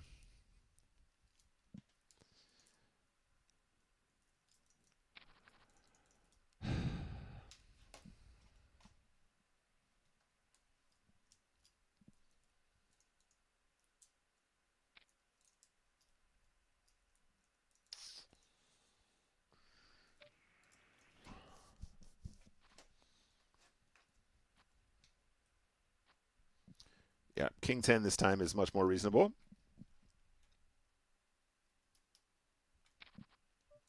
10-7 of hearts. Monstro for 3 bigs. Give Nick a straight. That works.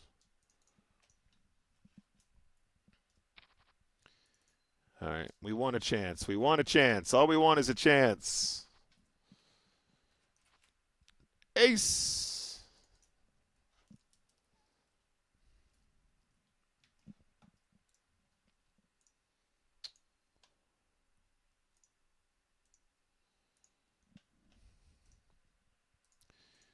Two black kings. We get it in. I never win. Come on, baby. Just one time. Let me win one and I'll be just fine. Oh, we got this geezer again? Okay, let's do it. Uh-oh. Gofa doesn't know what he got himself in for now. Gofa doesn't even know. Yeah, baby. Give it to him. All right, we're heads up. This is retribution now, chat. We're going to win our chips back. We are about to win all the chippers back. Any mistakes made in previous game will be redeemed starting right now. Starting right this instant.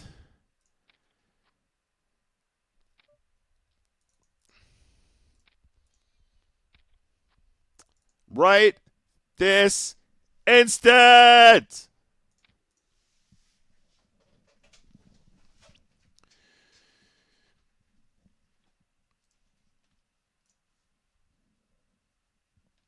Okay, well, actually, I think that means we're probably even now.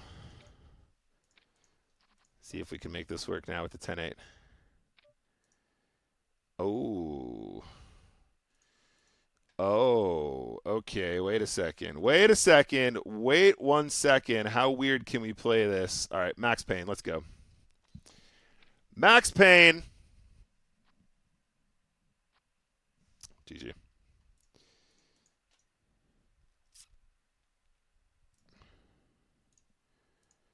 Maximum pain. We actually end up having similar equity than a flush draw. It's kind of funny.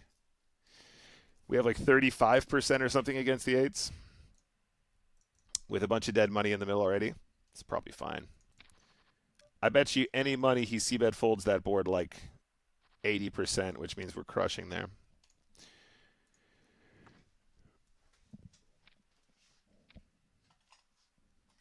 I do not approve of this line against known players, though, guys. I got to be real. Against known entities, not as good. Not the end of the world, though, anyway. Oh, is it this geezer again? Heart! Does the queen get us in trouble now? Heart! Fuck me. Just fuck. Against the player who can have any two cards as well. So sickening. Every time we're in these spots, guys, we like flop a draw, monster or otherwise, flush draw, straight draw, flush draw, whatever, and then we improve in a way where we can't get away from the turn. It's like, fuck my life. Stop causing trouble in my life. All right, this guy definitely has a 4, right? This guy definitely has a 4, right?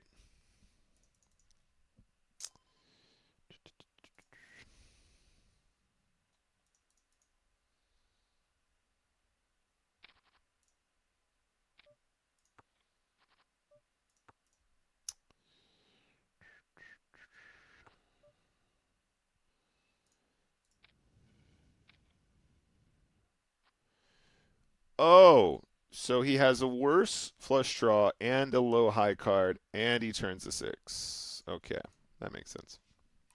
So on the flop, he's drawing dead, is what you're saying. That's what we're saying here, right? Limb call with Jack 8. Very cool. Very cool. We've already got the note. The note already adds up.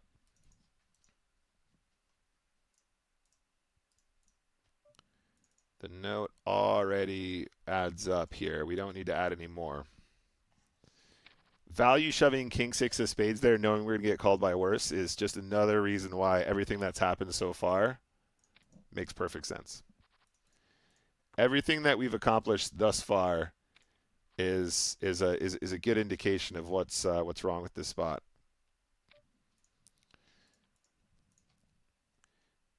Even the spots where we got it in bad, everything is adding up here.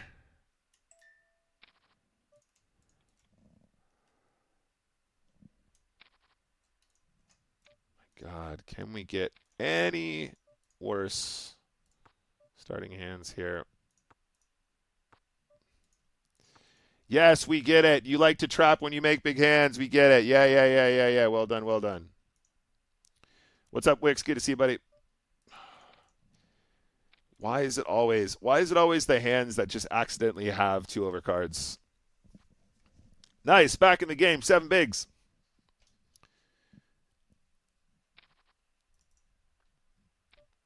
And the value shove with king 5? Oh, value shove no good. Stop giving me the bottom of the deck, please. That's better. This is better. Value shove ace-8 of clubs.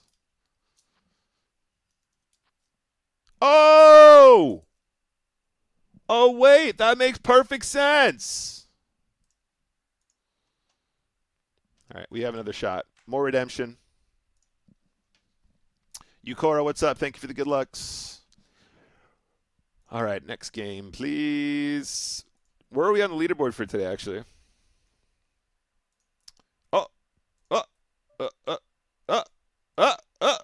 15 bucks. Let's go. All right, cool. We're going to get him this time, chat. We're going to get him this time. We're going to get him this time. This guy's on a roll right now. He's absolutely flying high. Heart. All right, we'll take it. Yes, we want to know to this as well. Limp Jam button multi-way 15 effective was a 10 off. This is fine to push versus reg. I'm gonna fire up another game, guys, because I want to try and keep in the. I want to stay in the game with that guy just now, if we can. In fact, why don't we try and do this? Oh shit, we lost him. If I do 2 tables and then we stack them correctly.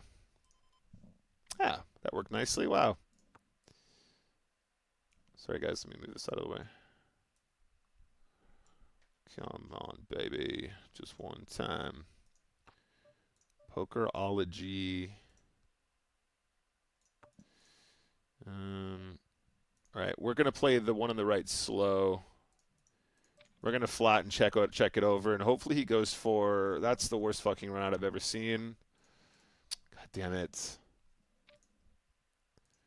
Turns up here with pocket sevens. That is a super unbelievably tilting spot, by the way. Oh, running into the top of his range here. Choose 7.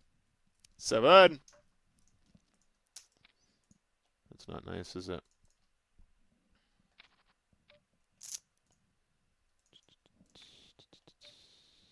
Pocket tens! Yeah, the move from Pokerology is good here. The limp jam is very powerful.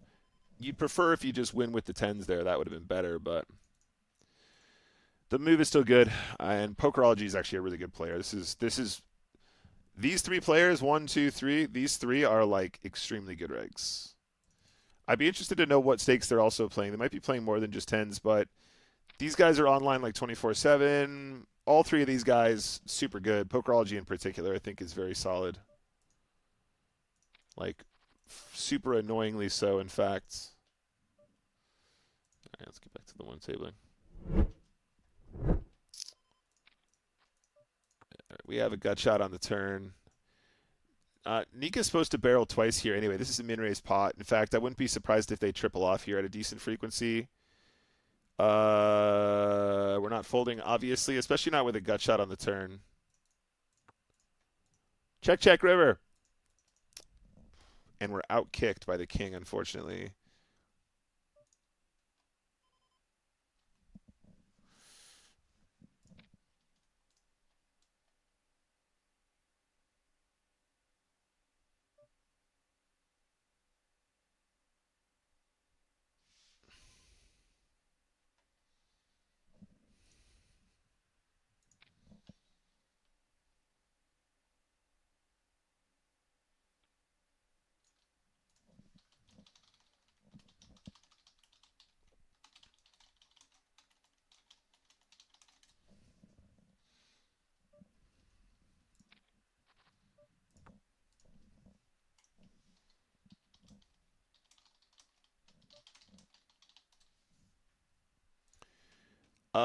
Let's do one of these.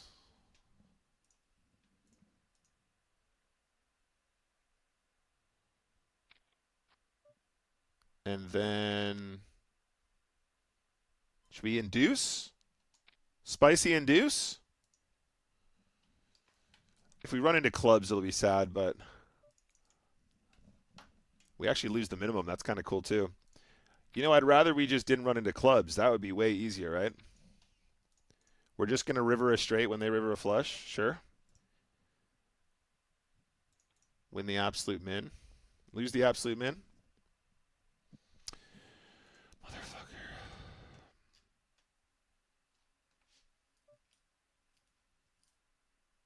What's up, Chowser? Have I seen the new YouTube shorts? Ben gets violated in the comments. I've not seen those, no. That's funny. The comments on those videos can be particularly awful. I had one guy. There was one reel where there was like a really complicated hand and there was loads of like dead space. So I did a bunch of commentary on it, Wix. And the way that they cut the reel makes it sound like on the river I say like he can. I think it sounds something along the lines of he can only call, like his hand's too strong. He can only call or something like that. But there was this whole sequence that was in front of it. I was going, oh, maybe he needs to turn his hand as bluffer. I chatted through all the different variations, but basically in the reel it made it sound like he could only call with ace high or whatever it was, or king high or whatever the hand was. And then in the comments, this guy's like, oh, this guy thinks his hand is so strong. He's got ace high, like he's stealing a living in a commentary booth, blah, blah, blah. And it's like, whatever. To be honest, the more like stupid the comments, like the worse the comment section in this spot, the better the reach that we're getting for the comments though. So that's good.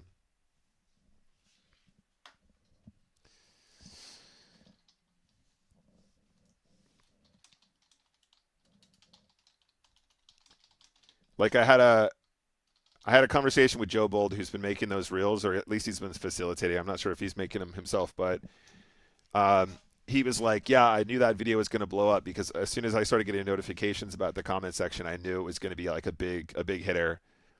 Because if there's one thing that people who don't play poker love to do, if there's one thing that people that have never played anywhere near 5-10 in their life like to do, it's talk about how bad other people have played 5-10 and be absolutely, absolutely awful wrong. All right, we're two-tabling like a boss. And, oh, we get called by King Jack here. That's always a treat. Cool. We're heads up against Winston. I don't know Winston. We're going to call it 3-bet jam with Queen Jack of Diamonds if we need to. Let's put this one in the steal category. Let's have a little C-bet on Ace Jack 9. One big blind C-bet on Jack Jack King. Keep it balanced against the reg.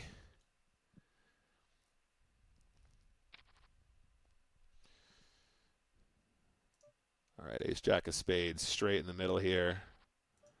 Ace 6 sneaking in the call.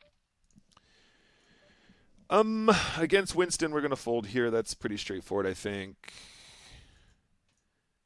And here is an easy push versus Winston. This one will just be the min.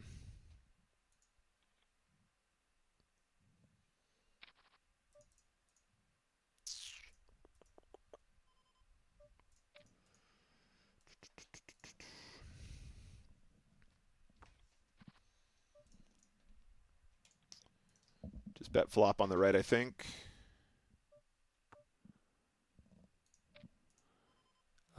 Shove the KJ on the left for sure. Two players sort of around the 12, 13 big blind mark. Max pressure.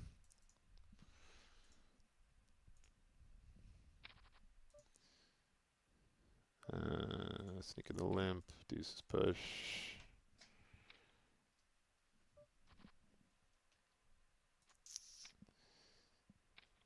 And we get rivered. It's unfortunate. Push the A7.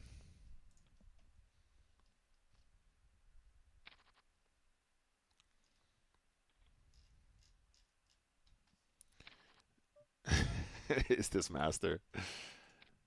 Master's a character, eh? Master is a character, dude.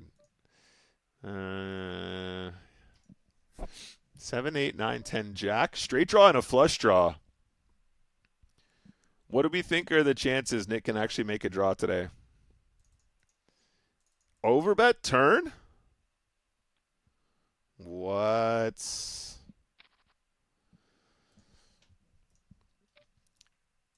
Nick folds bottom of range. Experts. King 5 you're supposed to play there, but I've just decided I'm not going to bother against their eggs. Just not going to bother anymore. It's just not worth it anymore.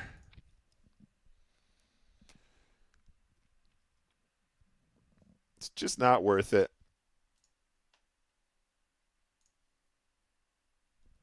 Regs are too good. Ace Queen too good. For $50, we're slamming it in against Winston. $50. 50 buckers.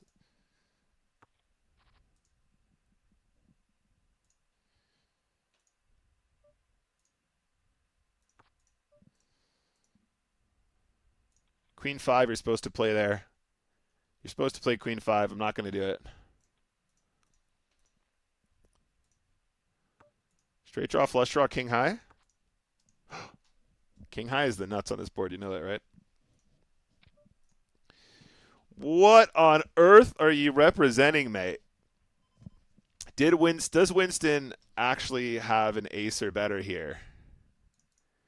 What if he just doesn't? What if king high is actually just the nuts?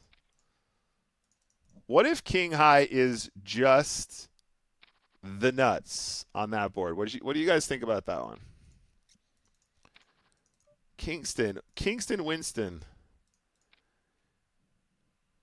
Winston bluffing the card that I'm supposed to have is unusual.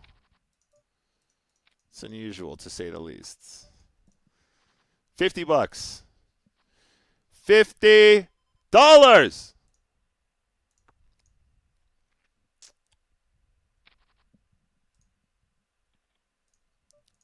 $50 no good, huh?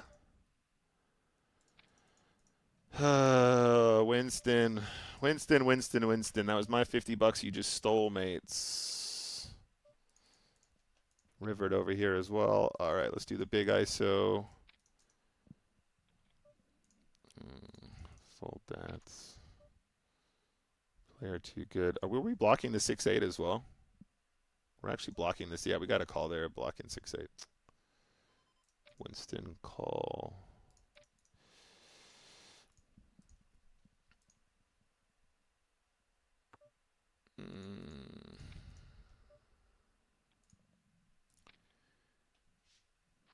Can we win a flip? $50 in the bag. Let's go. $50 in the bag. That feels better.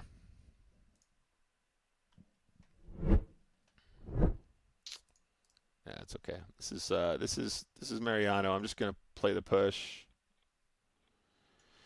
with the 9-7 ace king. We're gonna get the double here. Marinho. Marinheiro.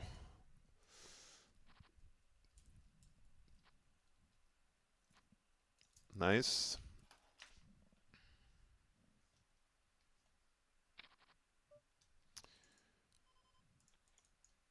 Syntax liked the king high call. It wasn't terrible. We've done worse.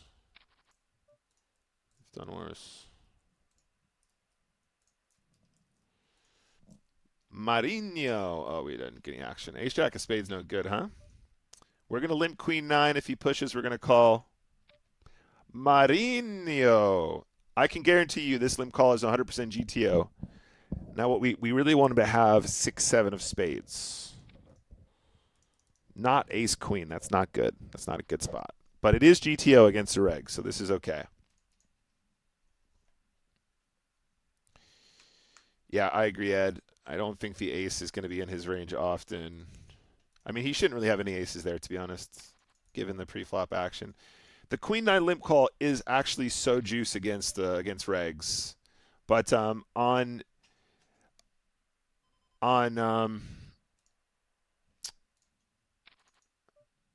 but the way that we play, I think we should probably just fold, just because they always have ace queen or ace king whenever we get it in. Yeah, I mean, GG. We'll mark the queen 9 suited, but I'm about 99.9% sure that's a limp call against the reg. I just wish we would stop running into the absolute top of everyone's range every fucking hand. It's so boring. Guys, do you even understand? Like, if we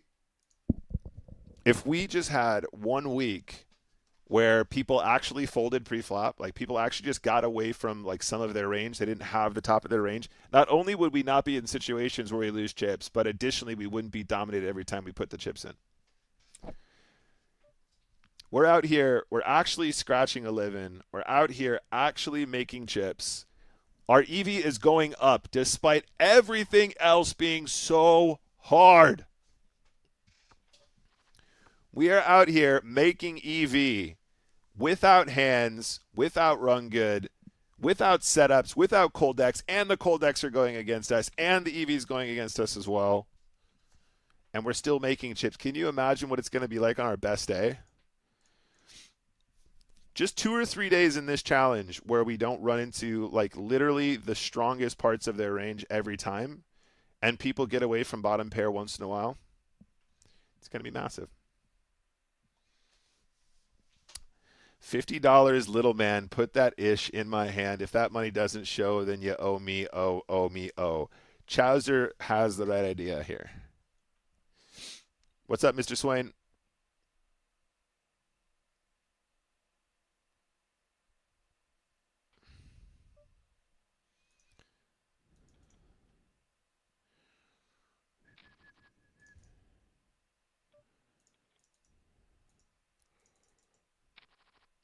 This session's been pretty reg heavy as well, right, guys? We've had a couple nice spots. A lot of the encounters we had against the unknowns were pretty gross, though.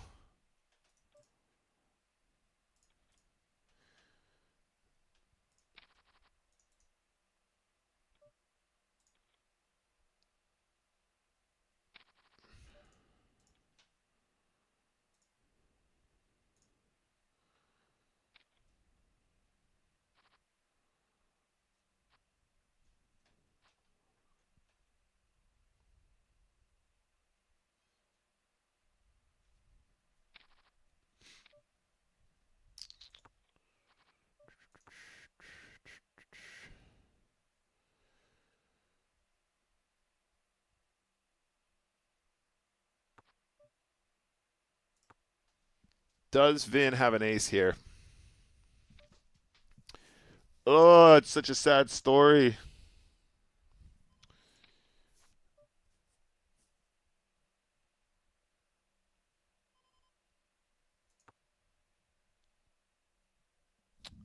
So limped pot. Ugh. The thing is, Vin has to bluff like this every time. Like 6-5 deuce is going to be checked at such a high frequency. The problem is the queen could even value bet like this now as well, potentially. I don't know. I think probably against the reg we need to look him up here.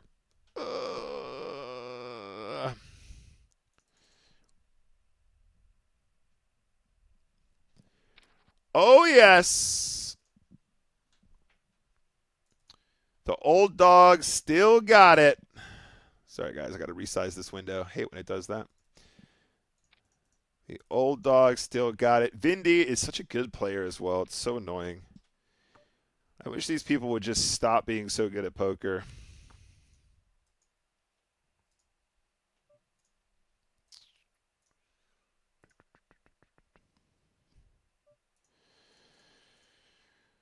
I wish they would stop being so good at cards. Can we put in a trap with ace queen? Trap? The tramp of the century?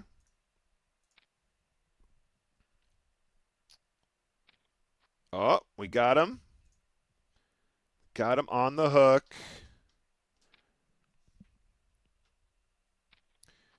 They absolutely hate when I use that 1.5 sizing, guys. It would be really funny if he turns up with a straight, but we're going for it, obviously. This is a pretty strong hand. The regs are so angry when we use that small sizing on the turn. They absolutely hate the 1.5er. But we've worked it out. We know that they don't like it. We know that they don't respect it. Now we're using it as a weapon. Our turn sizings here are broken, and they don't like it, and they're really good, but they don't like it because it's not GTO, and we're going to use it against them.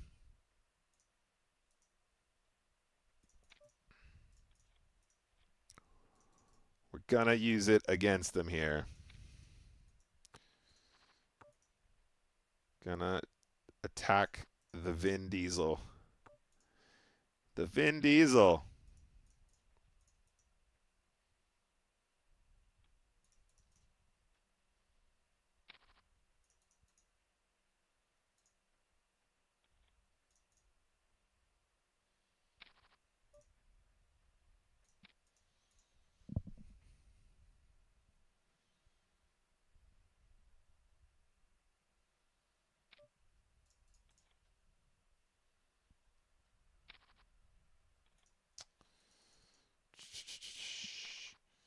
All right, we're going to trap a reg here. How to trap a reg. Here we go. Trapping regs. Trapping regs with the worst hand. Let's go. Trapping regs with the worst hand feels absolutely fantastic. Feels really, really good. I'm not going to lie. Running into ace king every time we're short stack feels fucking cool too. I'm a big fan of that. Do, do, do, do, do, do, do, do, do. Do, do, do, do, do, do, do, do, do. Boop, boo, doo, doo. Do, do, do, do, do, do, do, do, do, do. Oh, after all that effort, guys, we're dancing around him like an absolute genius. We're going to mark the ace-5 suited, even though I'm 99.9% certain we're pushing against reg. Should not be this hard. All right, I don't know. I don't think we know the player on the left. Could be mistaken. That name kind of rings a bell. This name kind of rings a bell. But I don't think so. We're calling an all-in if we need to. And pocket queens is a specialty of ours. Bit of an expert on how to play queens here. On a king-high board, of course. How to play queens on a king-high board.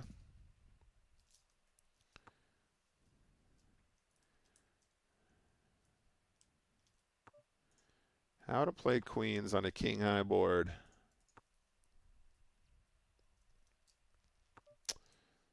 How to play queens. So this guy's going to have a 10. And I don't think he's going to fold for 3. Let's do that.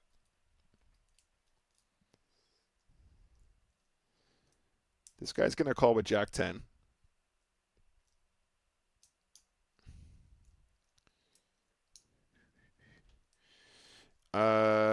Kasparov was asking, how many hours a week do I study? Not as many as I should. Not as many as I should. I am awesome. Thank you very much for the follow. Welcome. Good to see you.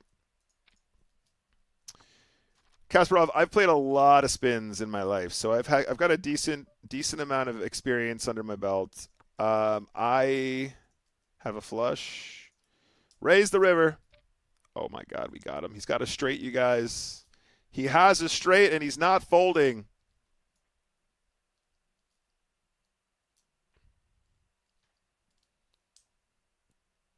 He's got a straight and he's not folding. They never fold.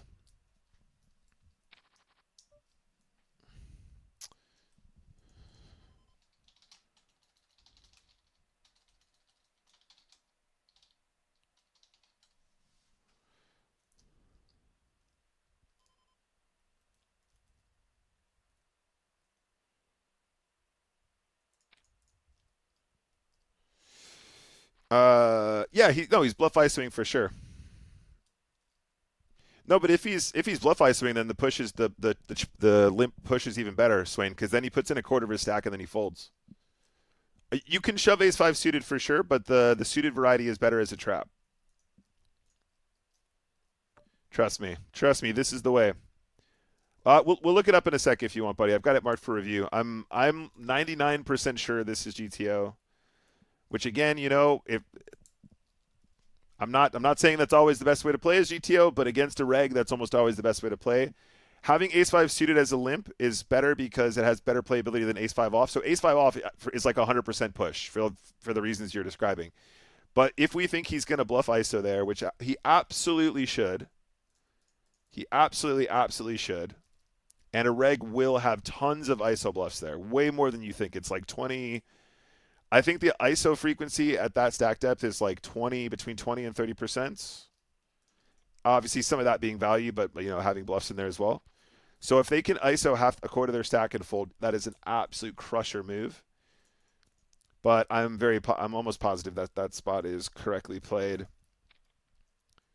But the push pre-flop is it's gonna make chips. No doubt about it. It's just not gonna be optimal. But ace five off as a push is gonna be optimal, I think. I'm pretty sure we shove ace five off, and we limp ace five suited as a trap. But we'll look it up at the end of stream if you want to stick around, Swain.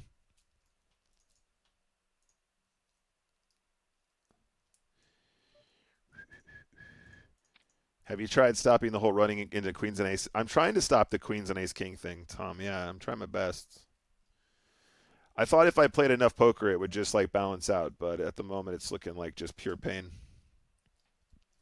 The EV is still going up, though. We're still making it work.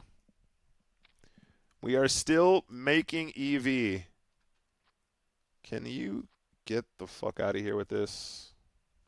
Lost another flip. I might quit 15 times in a row. I'm so sick. Lost another flip. I might quit 15 times in a row. I'm so sick. They never have the bottom of the range here. They never, ever, ever have the bottom. Every reg that I play against, right, in this spot, the shoving range here is so wide, and they always have you dominated or better. They always have the best hand or dominated. They never, ever, ever end up with the bottom of their range. I want to know what these regs, I want to know what these stables are doing out here, because they are not playing by the rules. They are so under pushing. It's just, it can't be a coincidence at this point. Reg v. Reg, these guys are really good. I'm not criticizing them. I think a lot of these guys are very, very good. I would say that player, the player that just shoved the ace-7 is particularly good. These guys are great at poker. They're really good at spinning goes. And every time I'm in those spots, they are not turning up with the bottom of their range. It's so weird. I can't figure out if I'm just always running into it or if they're doing something funny. Now, don't get me wrong. It's not like we're putting it in dumb. We're not like putting it in with bad hands.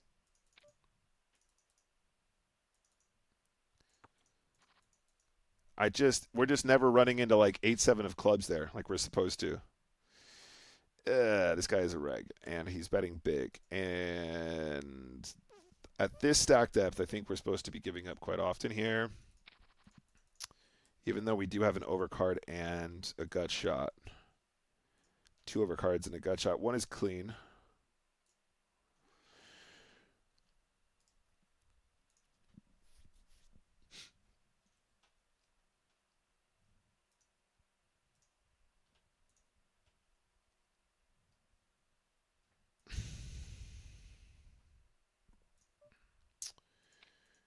We're going to limp.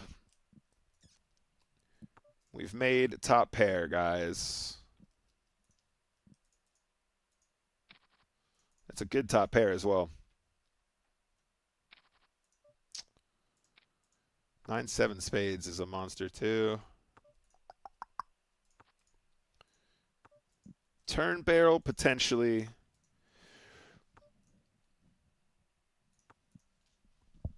There's an argument that we could potentially bet turn or value bet river, but I think it's fine to keep it chill on this particular run out.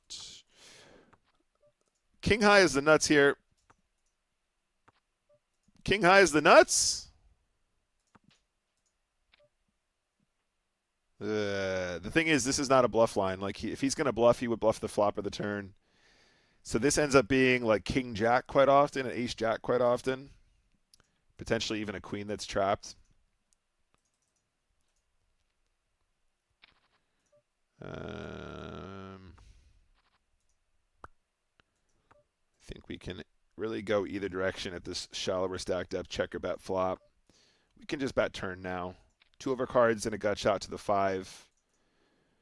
Yeah, I think we're just gonna play this like we have a jack at this point, right? Let's just do this. Yeah, fair play. If he's got the hand we're repping, it's not going to be very successful as a bluff. I want to see what you're min raising here. King 6, huh? Okay. Interesting. King 6 should probably just be the shove. I don't know if the regs are doing something weird there to try and break the charts. Thought maybe we might get lucky there, but that's not what we're doing this year. Getting lucky in all ins is not what we're doing this year. It's not cool anymore. It's not in the trend.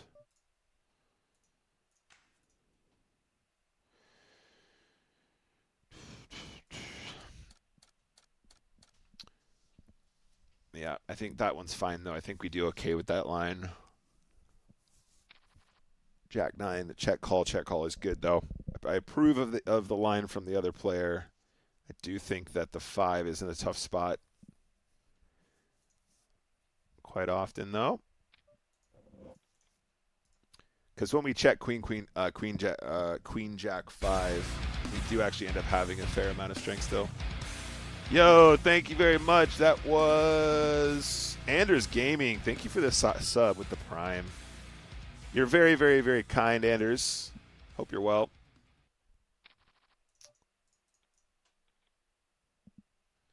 Don't forget, guys, we'll take a look at stats and graphs and everything at the very end of today. We are currently approaching the 4,200 game mark, so we're getting close to our 5K total now. It's been a learning experience, to say the least, gang. We've definitely improved a lot.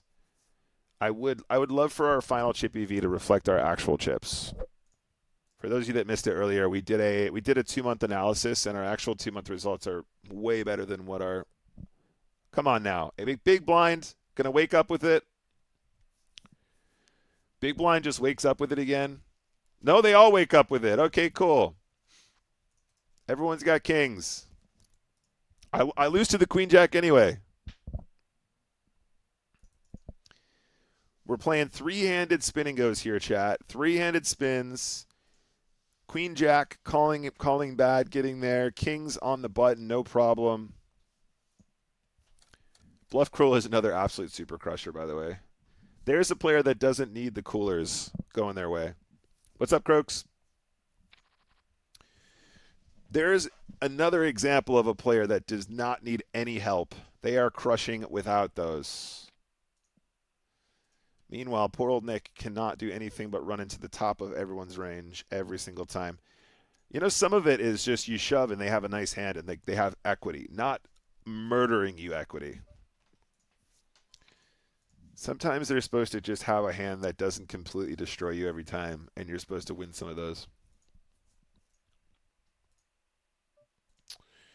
All right, we're playing against the unknown player. We are rolling a 41. We're going to raise to 2.5. And we're about to get all of it, chat. All of it. We're about to get all of it, chat. 5. We need to go a little bit bigger, right? 5, 6, 7, 8, 9. Yeah, a little bit bigger. We won a little bit.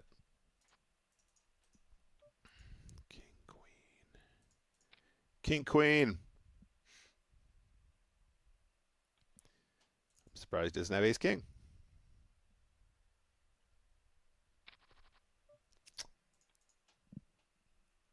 How we doing, Croakers? All right, Nick has the top of his range. He has the very top of his range against an unknown player. He's got middle set. How can he mess this one up? Middle set with a King of Hearts blocker. He's leading 2 big blinds. How do we mess this one up? 6-7 would be hilarious. 6-7 would be so good. 6-7. Oh, Tom, 6-7. 6-7.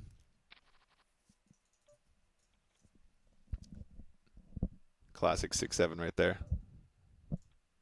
6-7.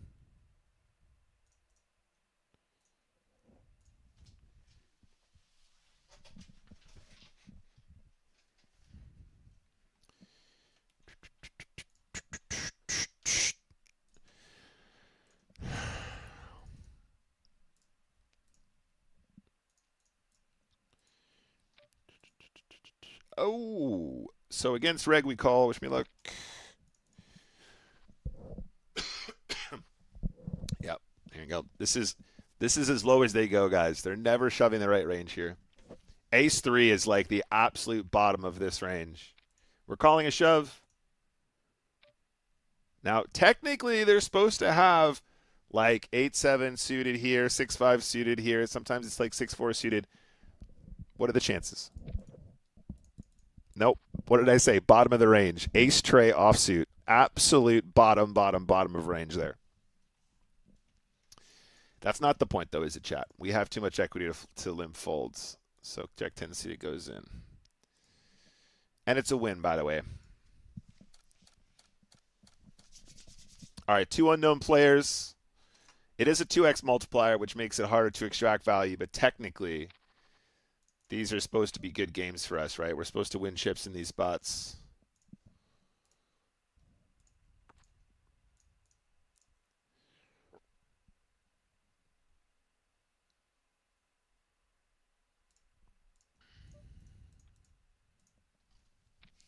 Six, seven.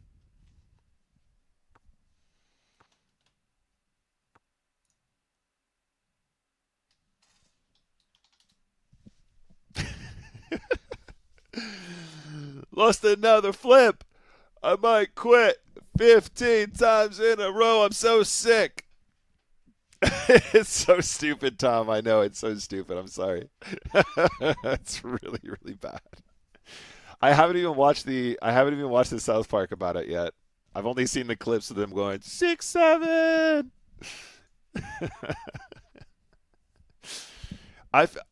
Maybe I'm just getting old. I mean, I'm definitely getting old, but like maybe like in my brain, at least our memes were like funny and they had like something to them. They weren't just like intentionally annoying for no reason.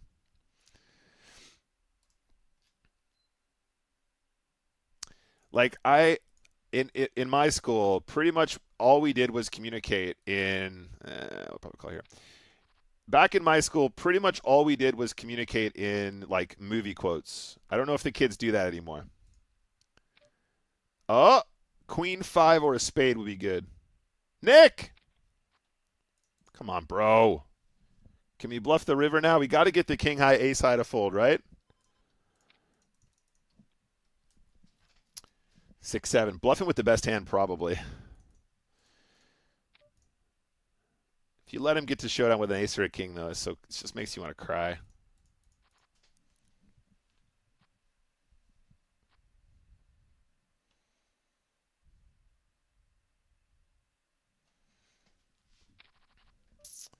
All right, pocket kings. We're limping the button like an absolute super genius. How can we mess this up? Uh-oh. Uh-oh. It's a dangerous board. It's a dangerous board, guys. 62%, 73%, 100%. What? They both have top pair. It's the best play I've ever made in my life. We actually get Ultra Max from the Kings, you guys. Ultra Max EV. We get the whole kit and caboodle. Please note, you should not be limping the button with kings there unless you know you're playing against randos. And then it's fine. And then it's fine.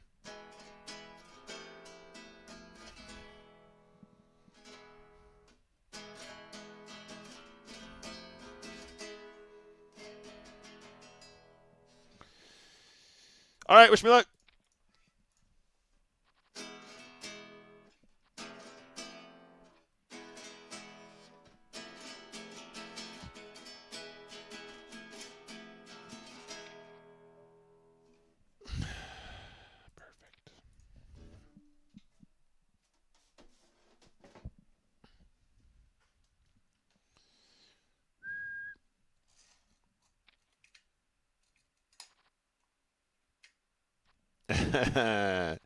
Croaks is too old. Oh, there you go. 2 hands, $30. Put it in the bank. 2 hands, $30. Put it in the bank. And next game, please. All right, how many games did we played a lot today, guys? Today we have played.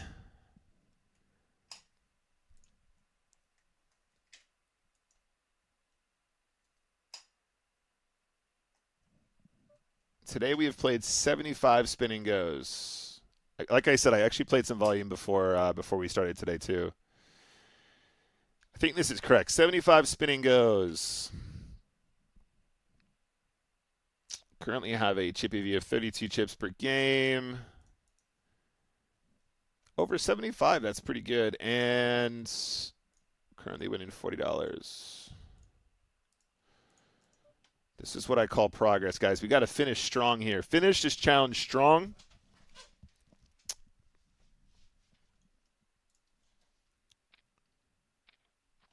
Finish the challenge strong. Showing off a fancy chip EV. Couple percent ROI. Just a couple of percent. So it's all we can hope for these days.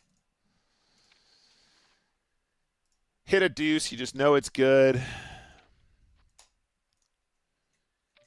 Oh. Wait a second.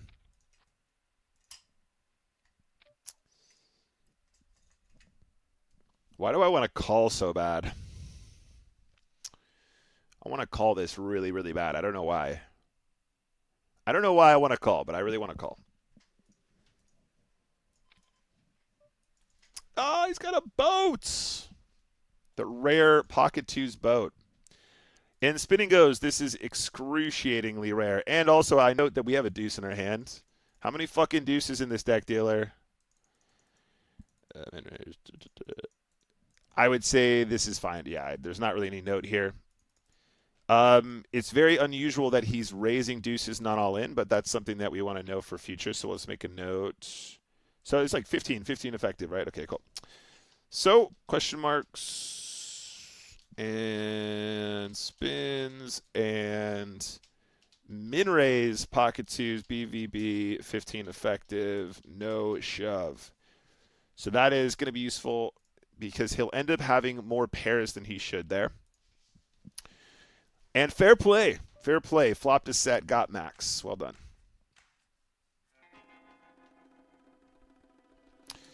Money lesson Brazil says 2 hands, $20 profit, $10 a hand, not bad. Yeah, I wish that's how it worked. Yeah. I wish that was the only game that mattered. It's been quite the grind at the 10s here, guys.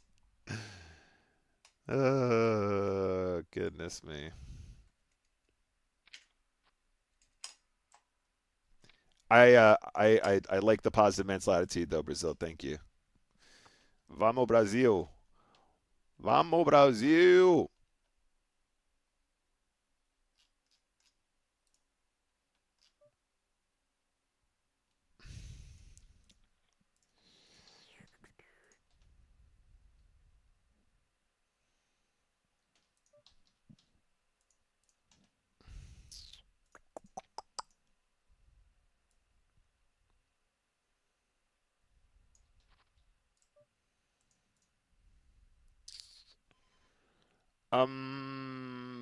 Let's do this.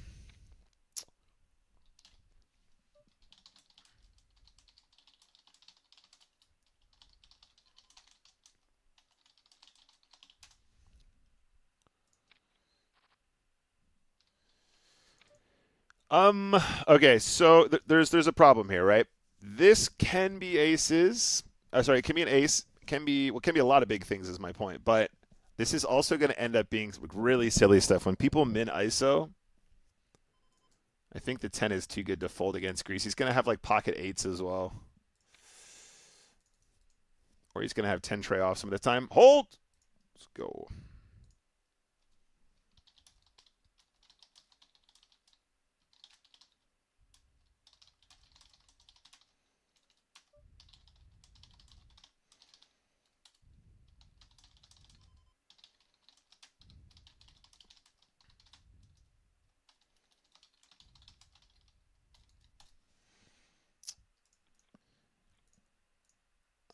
Okay, that's what happened. All right, go ahead.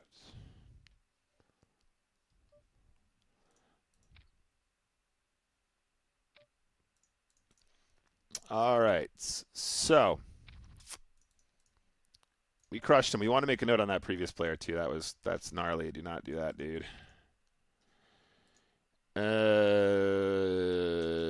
We definitely don't want to play a hand like that. No, that's not what we want to do. So, min ISO versus button limp ultra shallow shove ace XX was 10 tray off. I don't think it mattered what he had there. He was always going to make that move. If he leads the turn, I think we can actually get away from it. think he struggles to find bluffs there that we don't block.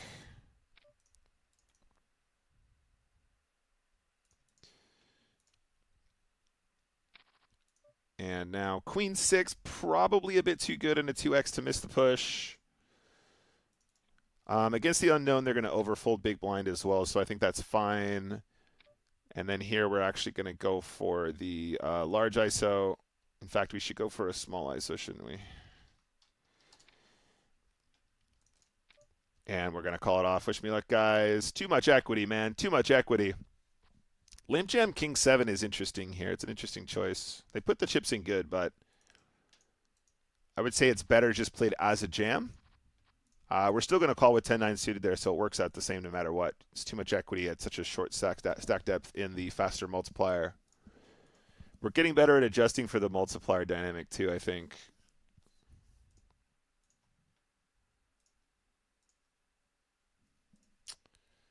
Two regs, boring.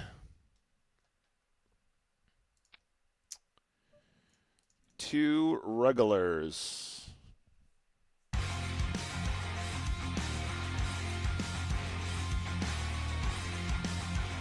Cactabamos! Hey, long time no see. What's up, Cactabamos? It's a pleasure to have you here.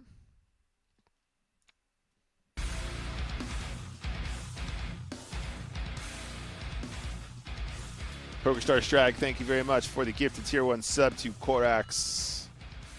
How's it going, Strag?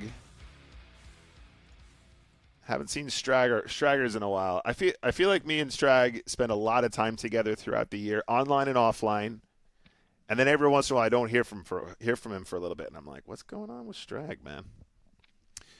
When is Zurich gonna run, Strag? Oh, you already mentioned this. It's not around your birthday time, isn't it? Did you confirm it was Cheltenham in the end? Thank you for the sub, Strag. Appreciate you, man. Guys, the legend that is PokerStars Strag, very much so one of the reasons why I'm here online in the first place. Titan of industry. Give him some claps. Did you confirm it was Cheltenham in the end, Strag? On the, I think I've got it in my phone. It'll be near your birthday or on your birthday.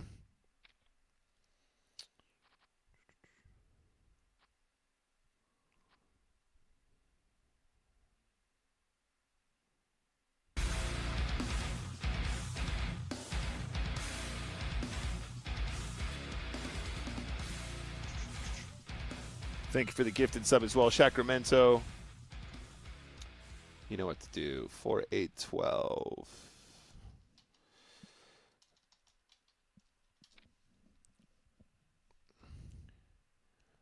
Johnny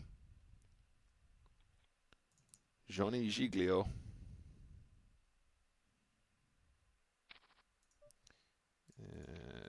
Slam versus reg.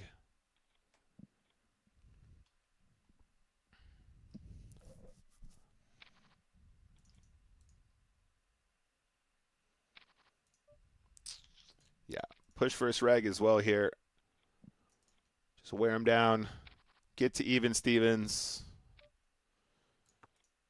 7-4, take a flop.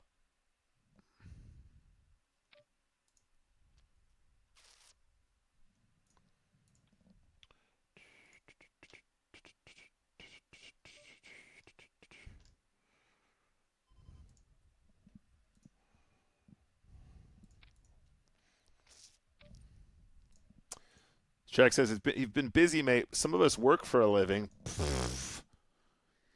Sure, buddy, sure.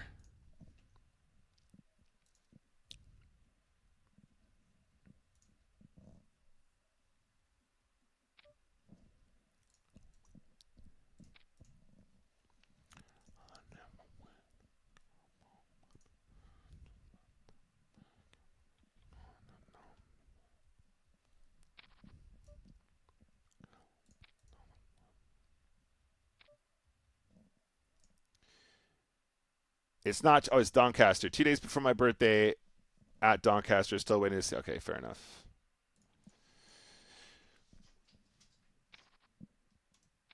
That's exciting, though, mate. Very exciting.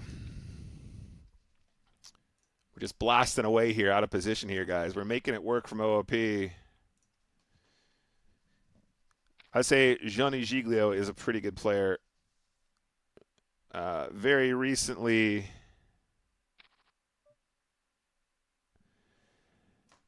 upgraded to, we can probably, where are we at? 8 big blinds here. Against Reg, we'll just push. Come on, baby. That's fine. Live cards is good. I can live with live cards. That's totally cool. I'm going to mark the Jack tray for review. We're getting to 8, so I think we end up pushing most of the hands that are just Nash there. I mean, that's not true at all. We end up pushing the more, like high equity shoves there. That's probably within about 2 big blinds within a call. Against the reg.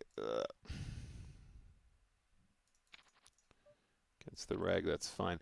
All right, we're going to mark the Jack tray push for review after stream. So we'll take a look at that in the charts in a moment when we turn off stars. And I think we're going to end up pushing Jack 4 for sure. Jack 3 is close because some of the hands that we can profitably push, like Jack 3 will be profitable, don't get me wrong. Some of the hands that we can push, we end up putting into a limp just because it plays better that way in position. Hold!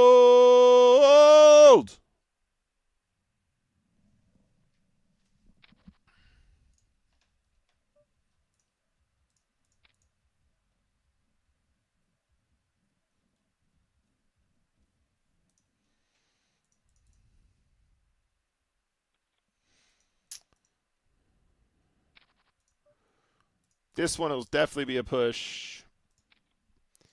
44%. We might as well have the nuts. Get there.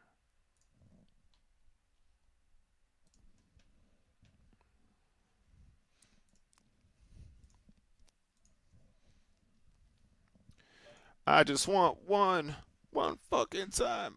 One more flip and I might survive. I just want one fucking time, one fucking flip, and I might survive. Possibly the greatest lyrics I've ever written in my life. Because. Lost another flip. I might quit 15 times in a row. I'm so sick. Lost another flip. I might quit 15 times in a row. I'm so sick.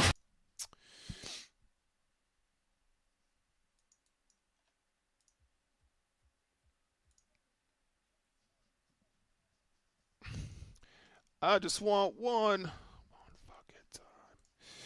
Just one flip and I might survive.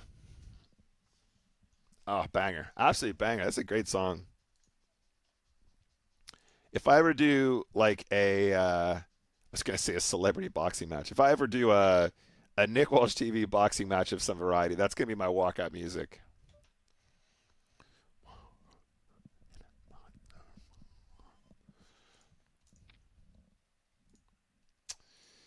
King 10, baby.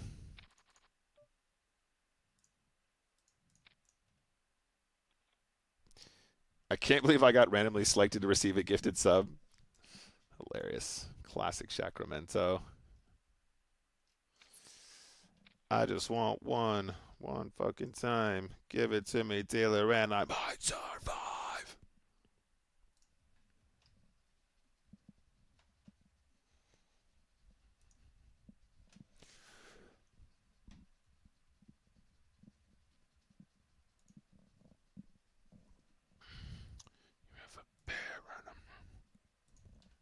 I call you rolling with a pair of fives. You've got Jack 10. I've got no more lives.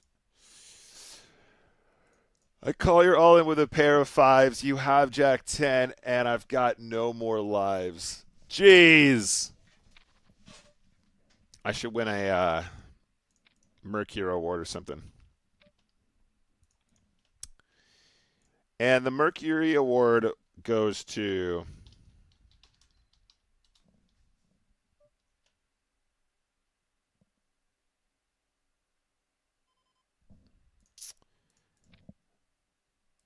Ace Jack is a good hand.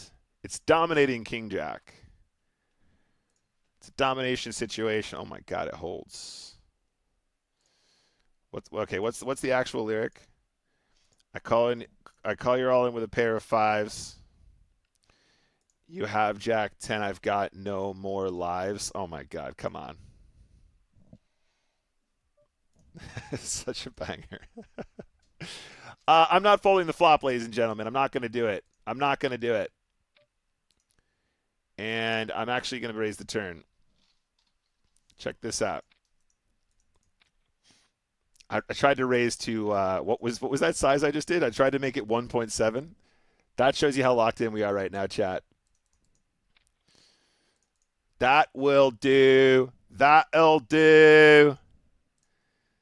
That'll do. Okay, to be fair, we have made a couple bluffs like that throughout the day. We are going to have a hand eventually, guys, right? To everybody out there calling us light, we do occasionally have a hand.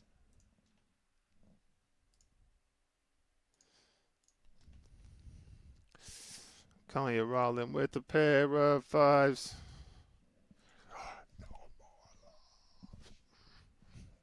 So sick.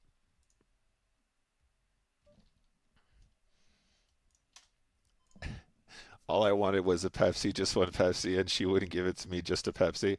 Great lyrics.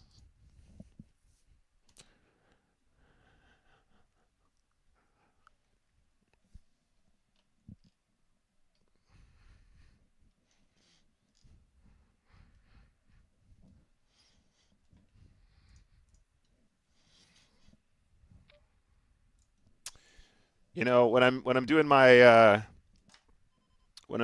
acceptance speech, when I win the Mercury Award for Lost Another Flip, I'm gonna say some people think it's about the fame, some people think it's about the fortune, some people think it's about the music, but for me, it was actually just about the sense of accomplishment and relief that I felt whenever I was losing flips. This is a song that gave me the strength and the conviction to carry on when the day was darkest. Okay, do I think Jay has ever folded a spade ever in the history of poker here? This is the size. This is the size. This is how we get him, chat. This is how we get him. This is how we get him, chat. Polarizing size gets paid. Queen of spades, 6.5 bigs. Come on, bro. Come on, bruv. Come on, bruv. We know these regs now, guys. We know what they're about now. We've seen, they think that they are exploiting us, but now we've seen that. We're on the next level now. We're on the next level. We're doing goofy shit, and they don't like it. And we got called by two pair as well. We didn't even get called by a spade. He has king 7 here. That is how we're going to do it. People are out here, and they've played with us, and they think that we're a static target. We're a moving target. We're all over the place. We're like the wind. You can't pin us down. All right, this FSMT as well. I feel like this is a player that we've seen a bit more. I don't know if they're getting reg status yet, but they're definitely not shocking. Go on, give us some chips. Oh, God, we got him on the ropes, guys. We got him on the ropes. Let's keep it balanced against the potential reg. Yeah, 3 bigs. Let's keep it balanced against the reg.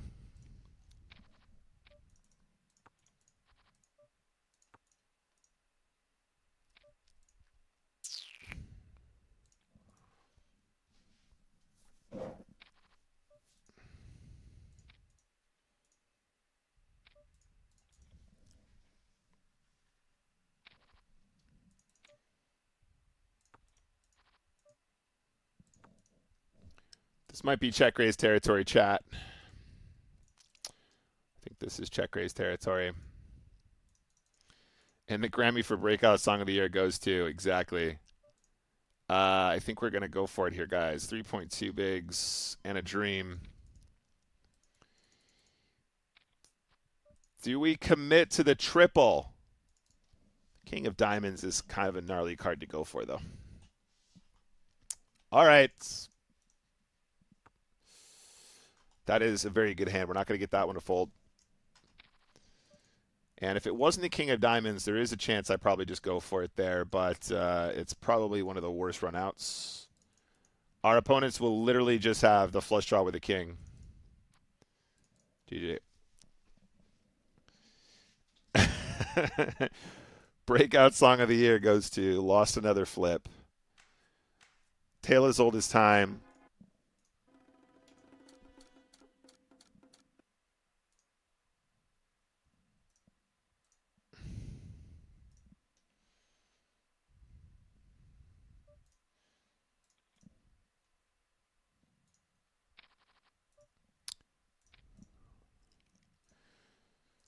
Some people think my music is AI, and they'd be right. It's all in music. That's exactly what it is. AI music at its best. Music that makes you go all in. I just want one fucking time.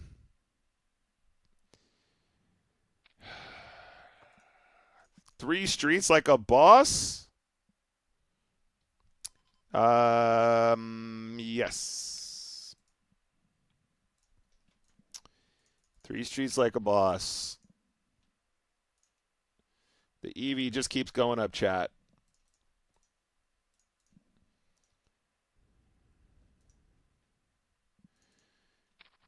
We are, without a doubt, winning chips here. Just give us another 10,000 games and we'll sort this out. We'll sort this challenge out for good. Give us another 10K games and we'll sort this challenge out properly. Just got to move up where they respect our raises. Ace Queen! All right. All right. All right. I accept. I just want one fucking time. Just one flip and I might survive.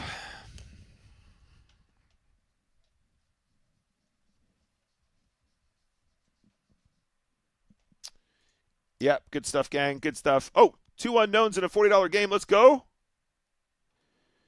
Best Rag, what's up? Good to see you. We're currently $1,200 down on the challenge. So since we began the challenge, we're down 120 buy-ins. And that means we're just shy of break even after bonuses. We're actually going to unlock another chest soon. Pocket sevens. Oh, top set against the unknown players. Let's go. All right. You guys know we're about to get max here. Oh, my God. All right, so I believe the best course of action is flatting. We want to try and keep this player in, and also, even if they have the draw, we have a set, so it doesn't matter. We're going to get in no matter what.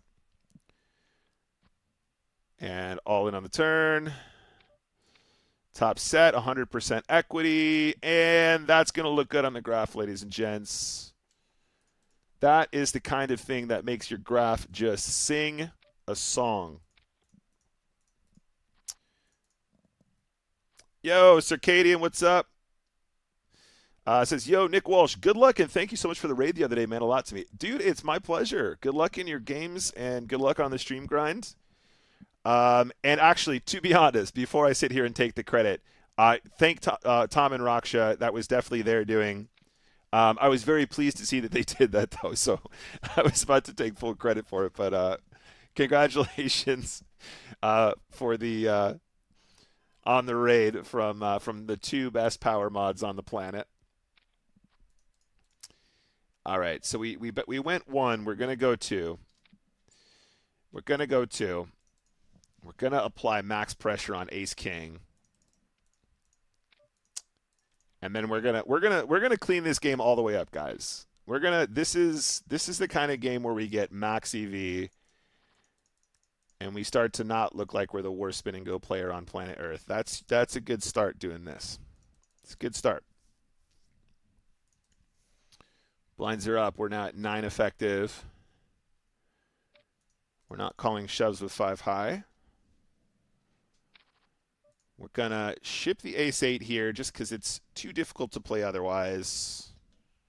Ace-8 suited is a different story, of course. Looks like this player is willing to push, so we're going to keep that in mind as we play through. 8-6, we're going to sneak in a limp.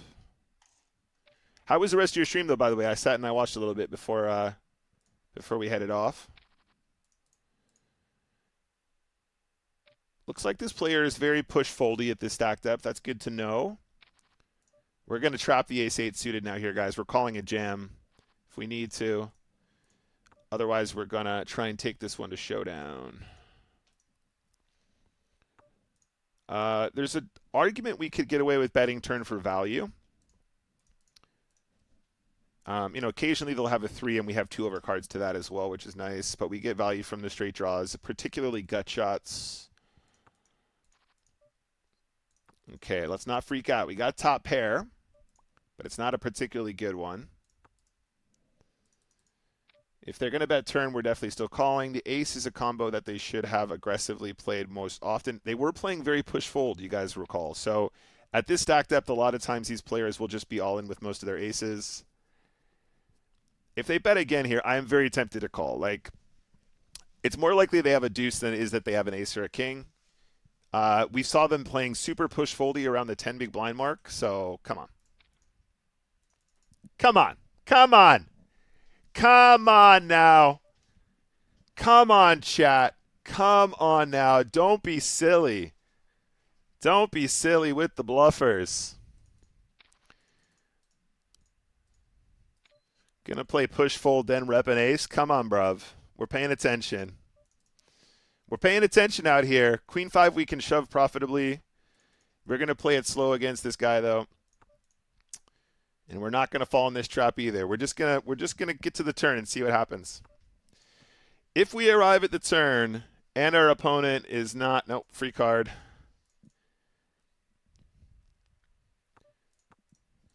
Nice.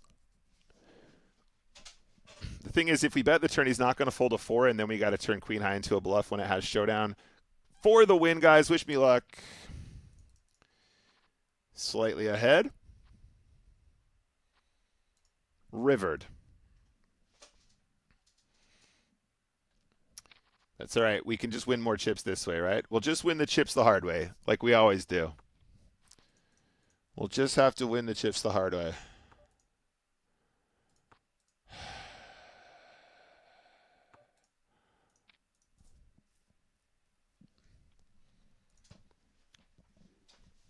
We can't win them the easy way. That's just not our style.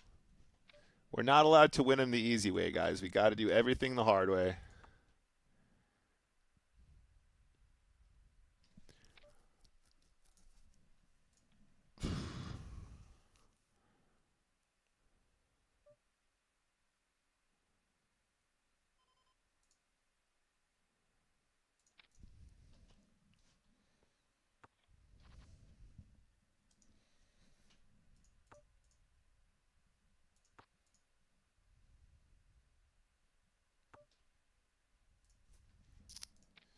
I'm betting to try and deny some equity here. Once this guy specifically checks that turn, they're just not going to have like showdown on that board too often. So I think betting is just going to save me some hassle. No action with ace king suited. Ace tray, I think we're just going to push here. I don't think we're going to mess around. Try not to run into the top of the range there once in a while. That's fun. Oh, we're limping. Okay. Okay, interesting. Yeah, that's a suspicious limp. A player who's playing very push-fold shallow suddenly is playing push-fold. We're going to sneak in a trap here, guys. This is a trap. Can the tramp work? Successful tramp or no? Is it a successful tramp? It's a tramp. The tramp of the century. Now, to be fair to Rosa here, this is a major cooler. Ace-9 suited there. You're just going absolute bustos. So that's unlucky for the ace-9, but we do ultimately reign supreme in the $40 game, and we're going to play another one. All right, that was a great game for us, guys. That EV is like straight up in that game. That was a ton of chips going the right direction. And on to the next one.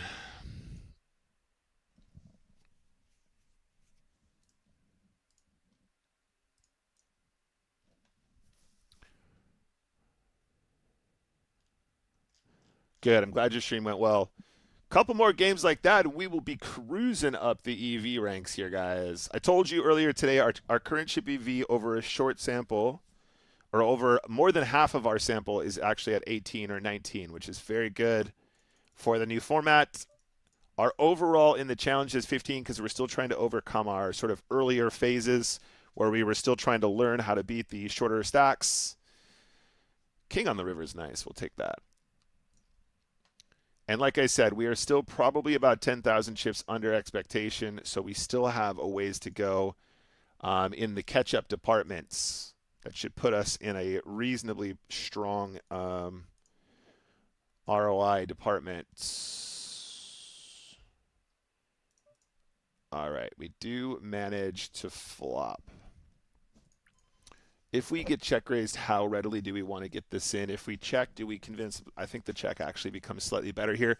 The king is a bit of an action killer, but I do think we're allowed to do this.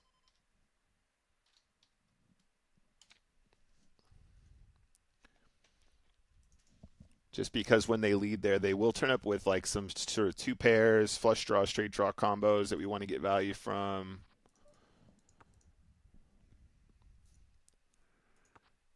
Actually, I was going to say this might be check raise territory, but instead we're going to play it like this. We're leading as though we have... Oh, that was meant to be a larger lead. Okay,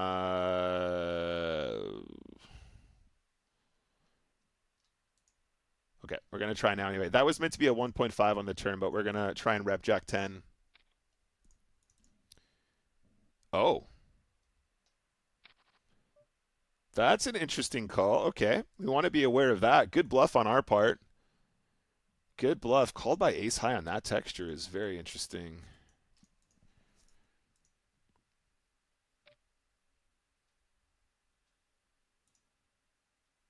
Check that link for your tramp.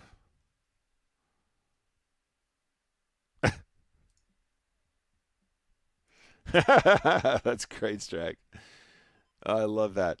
The ace high call here is so bold. The way we play the hand is so nice. To be fair, we messed up the turn sizing. I wonder if that would have changed his mind. I know it doesn't seem like it's going to be that big of a deal, but it probably is, because it definitely we would have played Jack 10 quite differently. It's a good line though. I mean, we keep turning up in these spots with like really cool bluffs, and they're just calling us super light, so it's all good. But thank you very much for the follow. And we're all in here. Let's see what you got here, buddy. Okay, that's fair. I don't hate how he plays his hand here, but I would argue that shipping 6-4 of diamonds is actually quite bad on ace queen 5, because like you're gonna convince me to fold hands that you have that you're beat, right? Like if we have the bluff part of our ISO range, let's actually look at the spot, because I think there's probably a lesson here. Sorry, Control I. Where's the replayer? God damn it. It's not Control I. Why is it not working? Stupid. Control I doesn't work when you're like focused on a certain part now. So the ace king suited, like, okay, he's running into ace king, right? So like this, I'm not saying that you never win the pot by playing a suited 6-4 like this, but think about it from this perspective, right? We're at quite a short stack depth. I might ISO like a bluff here. This might be this can be a bluff basically, right? So when we arrive on this board, I will have combinations that do not connect with ace queen 5 that will be forced to fold versus an all in. Okay? I might have like complete air, but in the event that I bet 1.1 big blinds and you have a flush draw, if you shove, you're only going to get called by better, and there's I'm not folding kings, right? I'm not going to fold a queen. I'm not going to fold an ace. You're playing your hand in a fashion that looks a lot like you have a draw and you're desperate for folds, right? If you raise here, you might get, if you shove here, you might get a hand like Jack 10 to fold. Jack 10 suited or like King Jack suited might fold. Depending on the suits, obviously, that might fold. And that has some value. But those are combinations that will be forced to give up quite often regardless, right? If I have Jack 10 and I see bet small, if you float with your flush draw, you can bluff on a later street. If I have 8-7 suited or like, whatever, if I have 8-7 off, that's definitely going to be in there as well. If I have like Jack 5 off, sometimes I have to do that with, sometimes I have to make that play if I roll low, right? If I randomize low, I have to isolate some of my like super trashy stuff too. You could get me to fold a 5 on a later street. You can get me to fold something that's higher than 6 high on a later street by flatting, and you don't need to turn your hand into a bluff in a way that just stacks it off into a better hand. Like shoving a flush draw on a low board where you have a flush draw, you're going to get ace king to fold, you're going to get ace queen to fold, you're going to get Jack 10 to fold, you're going to get king queen to fold. There's way more, it's way better to do that on boards where I'm not going to have a range advantage. And there's a way that you can get better hands to fold on later streets by just calling here as opposed to just slamming it in and hoping that I don't have a hand. It's going to be fine, though. It's going to be fine. All right, let's keep playing, guys. It's 5 minutes to 5, so let's play one more spin, and then we'll do some review. I have a couple of hands we're gonna go over. We'll take a look at graphs and stuff as well.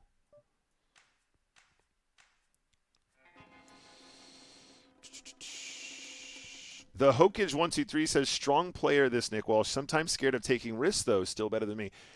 Yeah, I mean, you're trying to be a little bit risk averse. I mean, the idea is to try and find a balance, right? The idea is to try and find a balance. And arguably, the balance that we're finding is quite good, right? I mean, we're trying to... we're currently winning a fair amount of chips in EV, so we must be doing something right. There's always room for improvement, of course. And we're all in on the turn, guys. Ideally, he doesn't have ace-8. That would be a sad story. King 10 is a nice hand.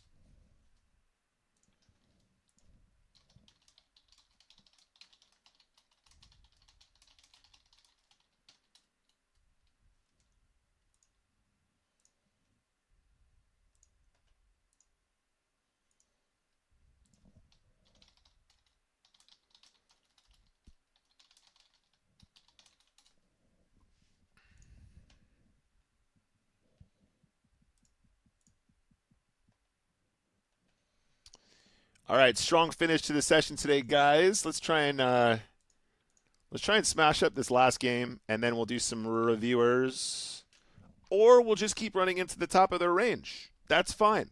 This is not going to look good, and we can't even suck out correctly.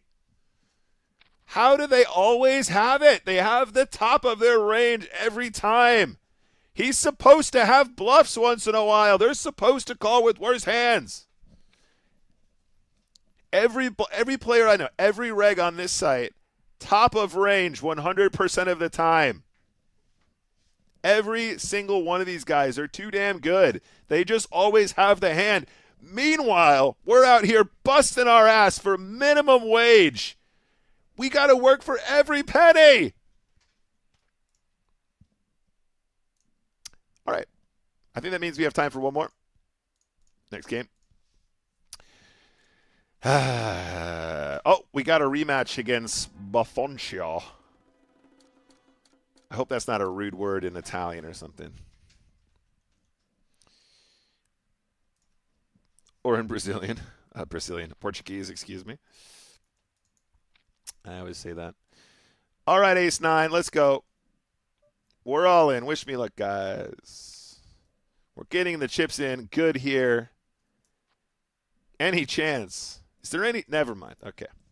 We got time for one more, chat. We got time for one more. We're going to win it all eventually.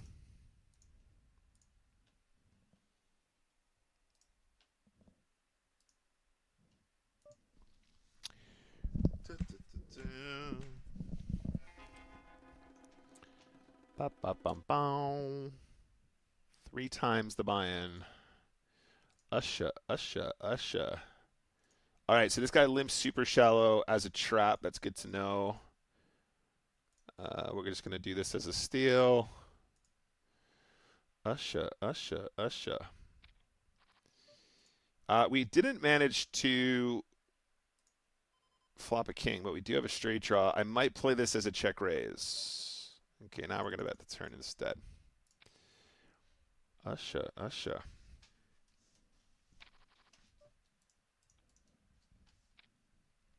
It's all right, chap. It's all right. We don't need good hands. We're going to show the world you can smash this game without getting the handouts. The top Rangers. The Power Rangers. That's right. That's right, Zintex. Why is poker so fucking hard? That's okay. You know what? I don't want to do it the easy way, chat. I don't want these handouts. All right? I don't want easy decisions. I'm going to make all my chips the hard way. I'm going to make every penny the hard way, and that's fine. I'm okay with that. Check, check. Jack high is the best hands. Jack high hero call like a boss. Pots. Oh my god, I want to call so bad. Okay, nice one.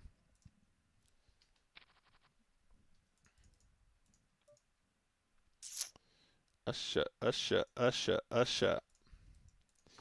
Yeah, the A-Tray limp here is super wide. We're going to do it against the unknown player because we can get away with shit like that. And, yeah, here we go. Last game. We'll do a little review after this, guys. Cheeky little review. And by the end of this challenge, here's the deal. By the end of this challenge, we can safely say that we performed well and we improved at spins despite never having the best hand. Hokish says the opinion on playing the $100 instead. What's the level there? I was playing the $250 is the highest ever. $100 was a good level, though. $250 was too hard for me. So in my experience, Hokish, I used to actually play hundreds, 50s and 100s regularly. I'm playing the 10 specifically for this challenge because obviously we were trying to investigate the change of the merge, how the faster games would impact on skill and like what we had to adjust for our strategy and stuff. In my opinion, the higher stakes have an interesting dynamic. Probably can gamble this if we want. Are we going to be ahead though? So, in my opinion, the higher stakes have an interesting dynamic because you will play very often against extremely good regs. But you do get some super punters who show up once in a while that will give you like a lot of chips. There is an argument, and I used to argue even before the merge.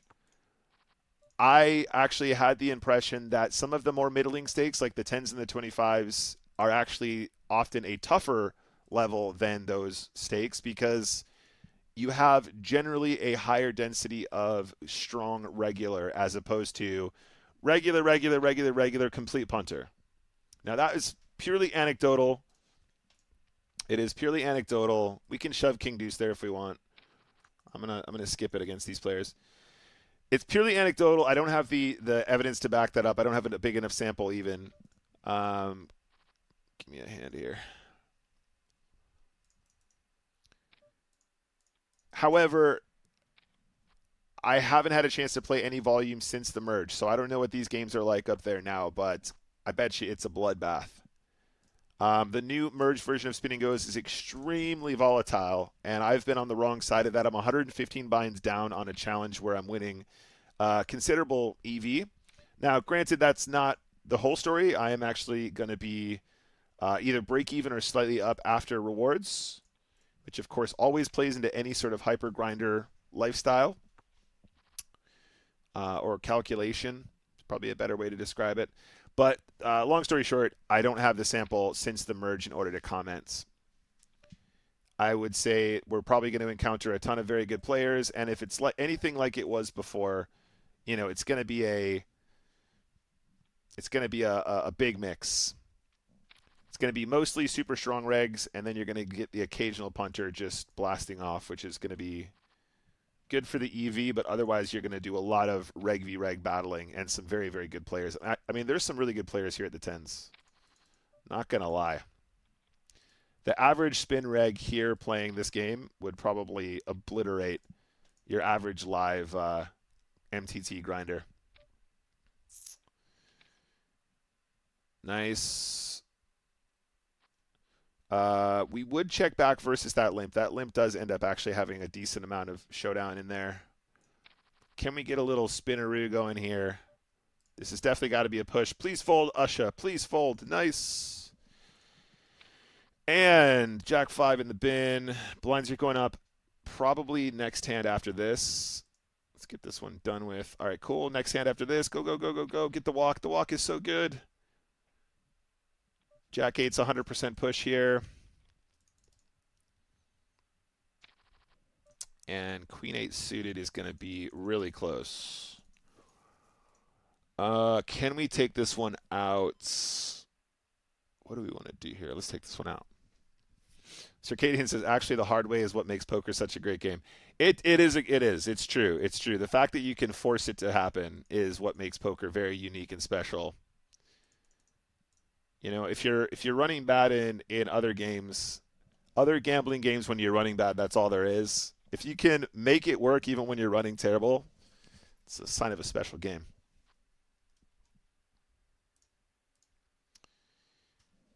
Nah, it's okay, Eternal Witness. This is nothing. This ain't nothing. This is a push 100% of the time as well. Come on, staying alive here. Give me a hand now. There we go. That's a nice hand to push.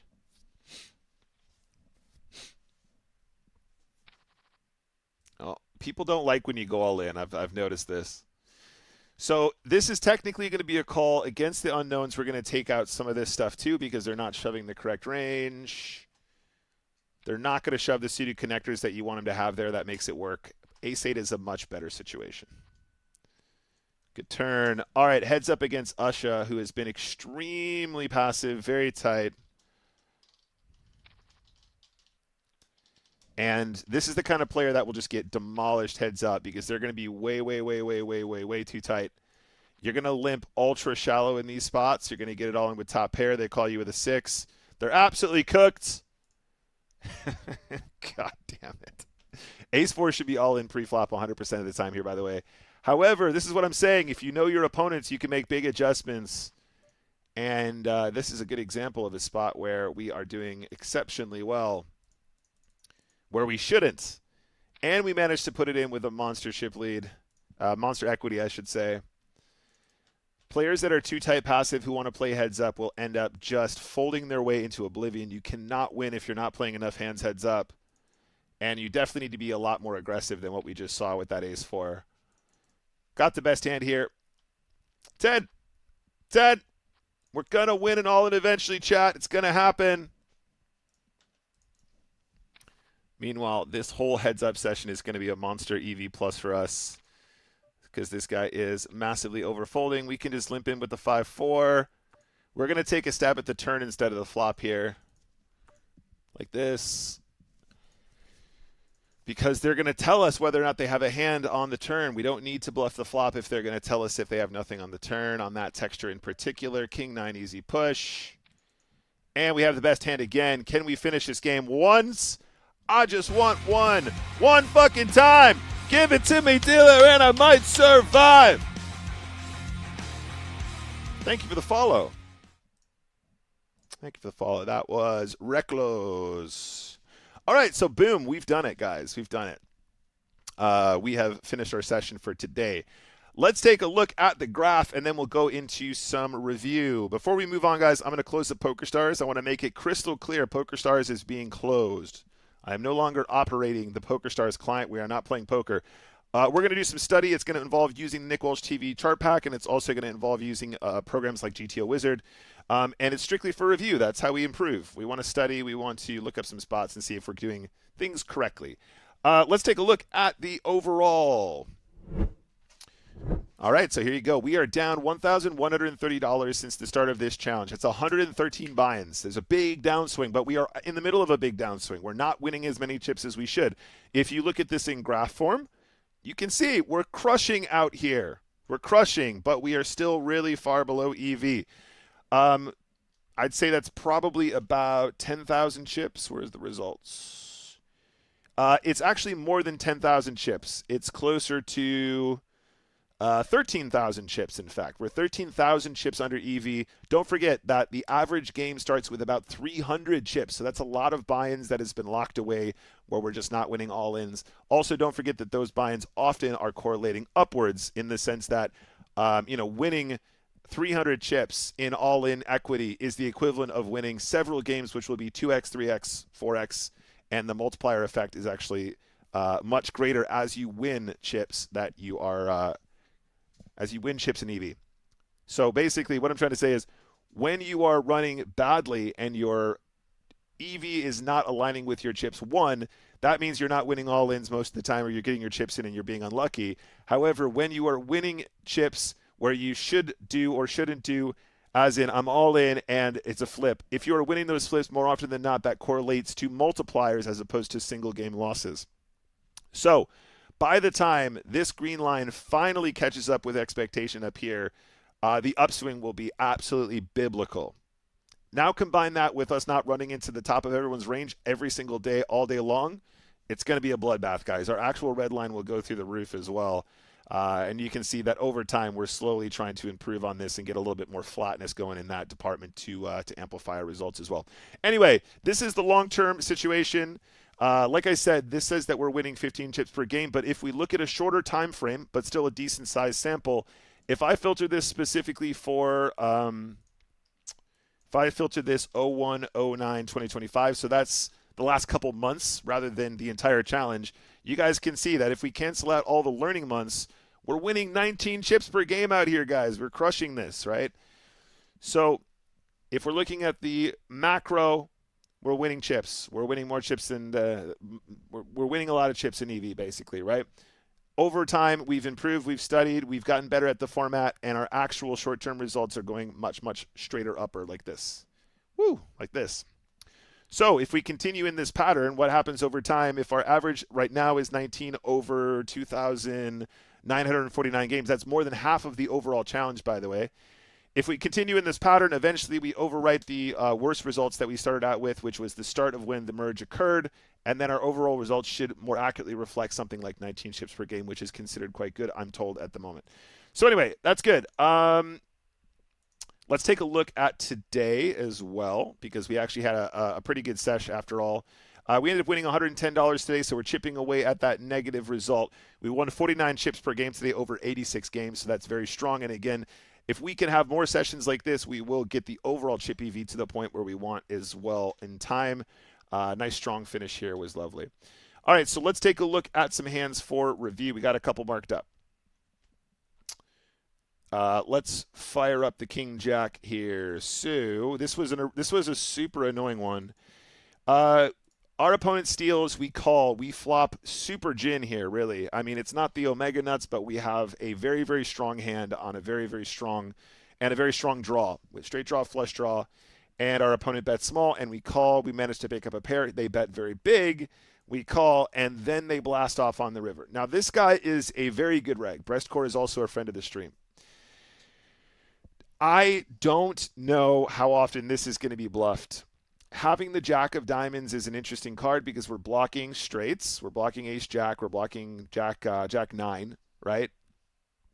We're blocking diamonds. We're blocking two pairs like King, Queen, King 10.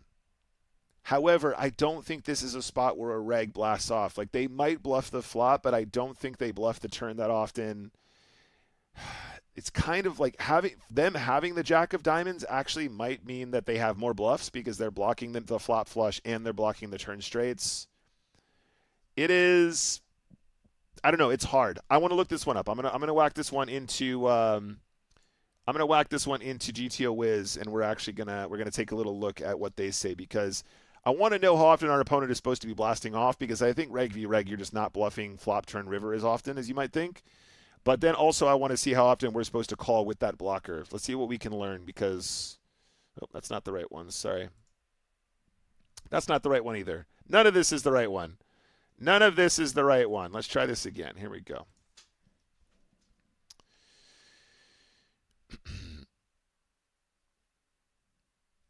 Stove. So looking at this software is called Hand to Note. This is me tracking my individual results. So H2N or Hand to Note. This is the tracker.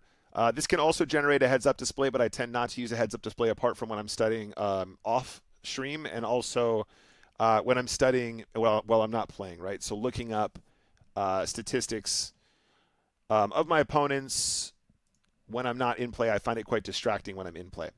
Also, we can generate these nice replays as well. But this is GTO Wizard. That's what we're looking at here.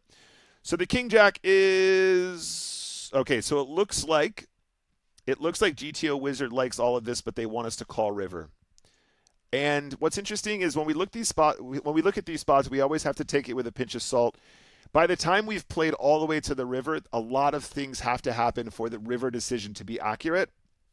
And I'd say against regs, we probably are getting as close as we possibly can to a call. So looking at this spot, let's go from the very, very start. So this is the steal, this is the call.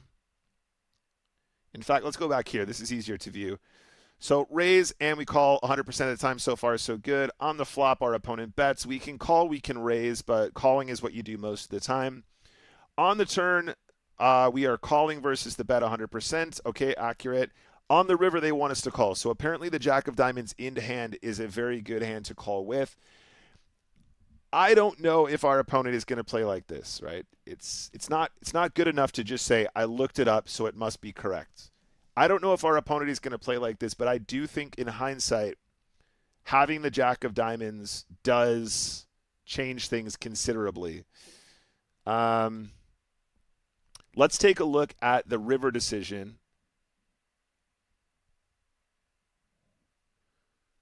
Yeah, let's take a look at the river decision here. And let's take a look at what hands want to call. So King Jack here, King Jack offsuit. There's a chance, I haven't looked at the result yet, there's a chance that we call because we have the Jack of Diamonds, because it's such an important blocker in this spot. Let's take a look at the actual output here. So we got King Jack offsuit. That's what this hand looks like here. King Jack just wants to call a lot of the time here.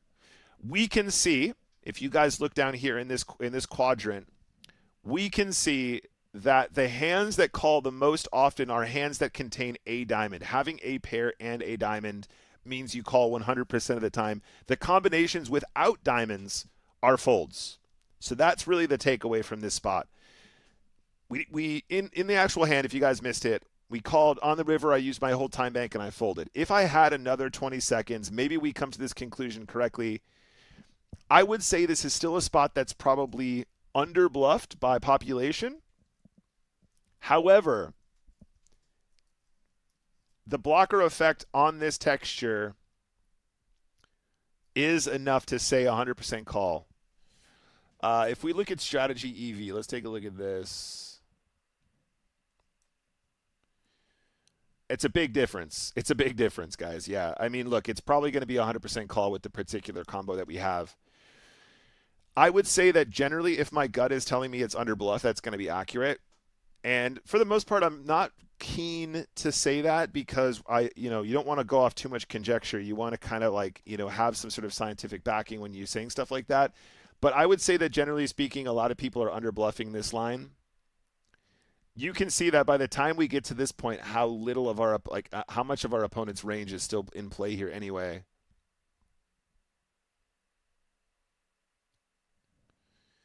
So aces, ace king with the king of diamonds. That makes sense. That's a hand that beats us. I don't know, guys. This one is really, really, really interesting. So what's the takeaway? The takeaway is theoretically having the diamond in your hand and top pair is going to be good enough. I honestly don't know if population is bluffing aggressively enough for this to be like as confident of a call as that. If there was ever a player that we're going to call down with, this is probably the player to do it, though. So interesting takeaway. The Jack of Diamonds, in fact, was a better hand to hold in order to make the call. That's, I guess, what we're going to learn here. All right, so King Jack is done. And let's take a look at King 9. So King 9 here. This was the spot from Ed K. Ed K wanted to see what the calling range was here. We can just look this one up. This is about exactly 4 effective. In fact, let's look at 5. And then we can work down because it'll definitely be in 4. So this is the Nick Walsh TV chart pack for sale on my website. If you guys want a one-purchase lifetime access, 3-way in the big blind, verse button, min-raise, small blind calls, and we are calling at 5. King 9 offsuit is just a call. So we overfolded this spot. Ed K wanted me to look this one up, and quite rightly so. In fact, they're calling as far as King 7 offsuit here. Is this a spot that we need to over-adjust for population? Probably not. I would say that at this ultra short stack depth, King 9 is just a good hand to have. So this is one that we missed. We definitely should have been calling here, I think. If we're calling as far as King 7 off, I think King 9 is just way too strong equity-wise to let go. So the fold here was too tight. And potentially that's actually a reasonably important spot to get right. All right, so we wanted to look at this one in GTO Wiz. This is not to do with Jack 5 offsuit. I have not looked at 2, 3, 4 big blinds effective on the button that often, but it happens often enough for us to want to check it out. So let's take a look at this. In fact, let's do it this way instead. Let's go straight to study. It's fine. We don't need to do this. Change this. We're looking at Spin Go. We're looking at, let's just look at symmetrical for now. Let's look at 2, 3, and 4. So this is on the button. We are ultra shallow. We're assuming all players have 2 big blinds, which is pretty much the same as how it's going to be if it's unbalanced anyway, because usually we're the player with the shortest stack. And so here we are going to end up shoving. Funnily enough, we're actually taking out our deuces. That's really, really interesting. That does not completely blow my mind, though, because we have no fold equity, which means we are going to lose some of these combinations as well. This is something that I'm glad we're covering today because I have suspected for quite some time that at these super, super shallow stack depths, we are shoving too much because what we're doing is 8-7 suited for 10 big blinds is actually a slam dunk push because we generate fold equity. When we don't have fold equity, we need to fold the hands that actually do not perform well despite being a made hand. So it's better to shove Queen 4 of spades here than it is to shove deuces. And this is not a spot that is subject to too much. This is like math, right? This is less to do with what is my opponent doing? Is this what they do in real life? This is going to just come down to raw equity. And we probably are shoving too wide from this position. And that could be very costly in a game of ultra small edges, right? So if we adjust this for 3 and then we'll do 4 over here. So now we're looking at 2 big blinds effective, 3 big blinds effective, 4 big blinds effective. And the takeaway is at 2, we should actually be a lot tighter than I expected. So this is 2. This is 3. At 3, we still include our smallest pairs. That's good to know. And at 4. So at 2, we have this extreme adjustment where we get rid of one of our pairs. At 4, we're going to include all the pairs. We're going to be shoving this wide. Now, this is super interesting. Now, if I duplicate this and I look at 10 big blinds effective,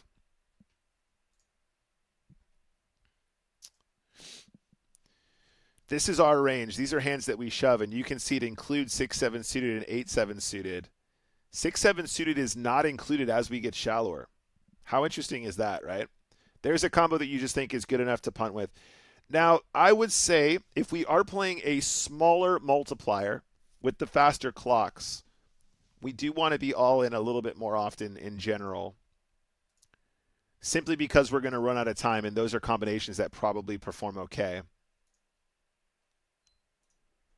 However,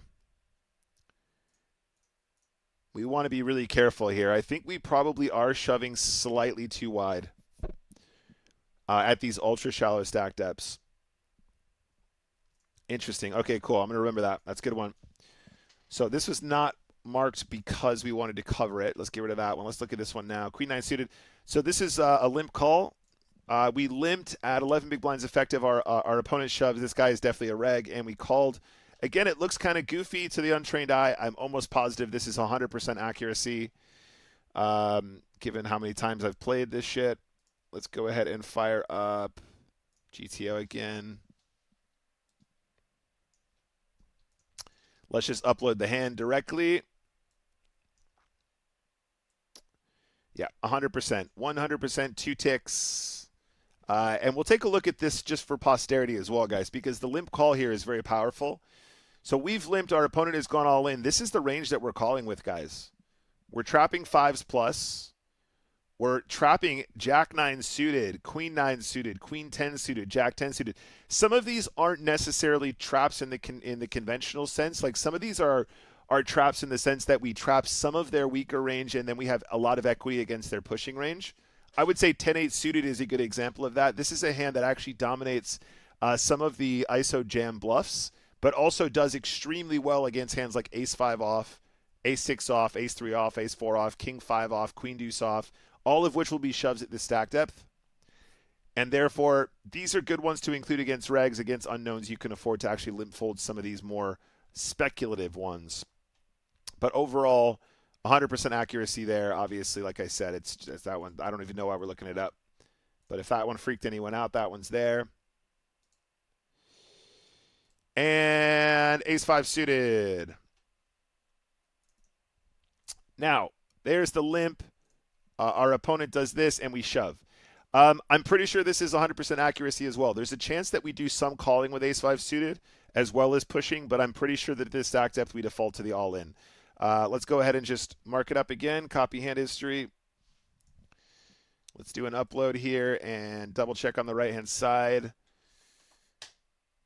Double tick, 100% accuracy. Let's take a look at the range.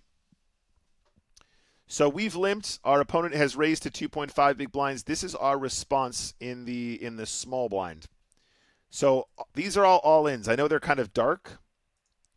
I don't know if you guys can see that okay, but these are all shoves. Ace-5 suited being 100%, it looks like, 99.4%. And then we're still going to be doing some calling with the hands that play extra well, right? Like Jack 9 suited, we don't want to limp fold. This is a hand that we can profitably shove. We also, by playing Jack 9 suited as a limp call, we actually put them in a lot of tough spots when they're ISOing the weakest part of their range. Regs will ISO bluff at this stack depth very aggressively. Look at this range, guys. We've limped. Our opponent is supposed to be raising 3.5, 14.8. Okay, 30% ISO. 30% is raising here.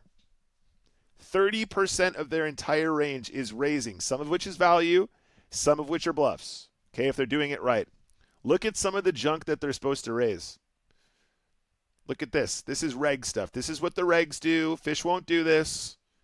But that's important to note. I hate this color scheme, by the way. Fix my colors. Tadara. No. Why can't they just have... I just want one really, really distinct... There you go. That's better. Look at this, guys. Look at how wide they're supposed to ISO here. So that's why we want to actually have some limp calls. We want to keep in a lot of that junk. If your opponents are not ISOing often enough, you can limp fold. All right? You need to adjust for your opponents. Against a reg, though, we know what to do. Right? That's all good. So anyway, yeah, Ace-5 suited, definitely limp jam. 100% accuracy. I can't remember who I was talking about this with just now. But yes, that is good. And sorry, the one other thing, I forgot who was talking about this with me, but I was saying Ace-5 off will be a push, Ace-5 suited will be a limp. That you can see this here, right? So this is small blind. These are all shoves. All the offsuit aces, yeah, and the limps, suited aces. You see? Now, why is that? Ace-5, all the suited aces play well in position once it goes limp check. They have far superior playability to Ace-5 off or Ace-6 off. And when our opponent does go all in, we can still shove, and they will still ISO and fold. If they ISO to the correct size, which is 2.5 big blinds at 10 big blinds effective, this is 9 big blinds effective in fact, they are giving up more than 25% of their stack for free. If they raise and we shove and they fold, which should happen a fair amount, we are winning chunks, and we are stealing the momentum of the game in a massive way. We're allowing our opponents to make mistakes. But we're doing it with combinations that give us a lot of options if something else happens. If we limp and they check, we get to play a suited ace in position. We're actually going to be very well disguised. If it comes ace high, our opponents will not give us credit for having an ace, and we can win chunks. As they should. Thank you very much for the follow, Paul PC. Stovebanger saying, when you say faster clock, do you mean the blinds go up faster for lower multipliers? Correct, yes. So if you are playing a higher multiplier, the clocks will go up slower, and you start with more chips, so there's more chips in play.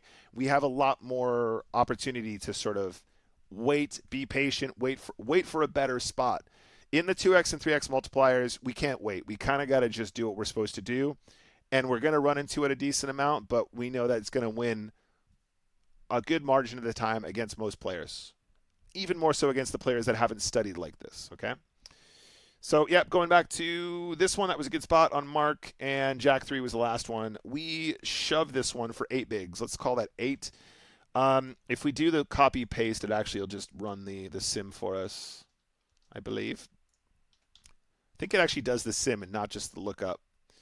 All right, so it was meant to be a call. So the reason we're looking this one up is because Jack 3 suited is a profitable jam. Let me show you.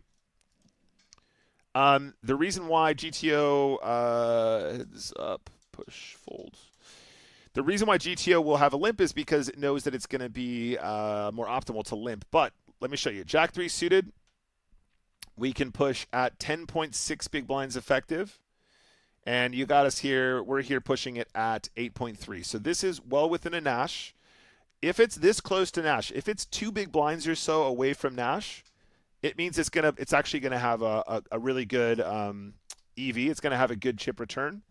If we're getting too close to 10.6, it's going to be on the cusp of what is marginally profitable against a perfect opponent.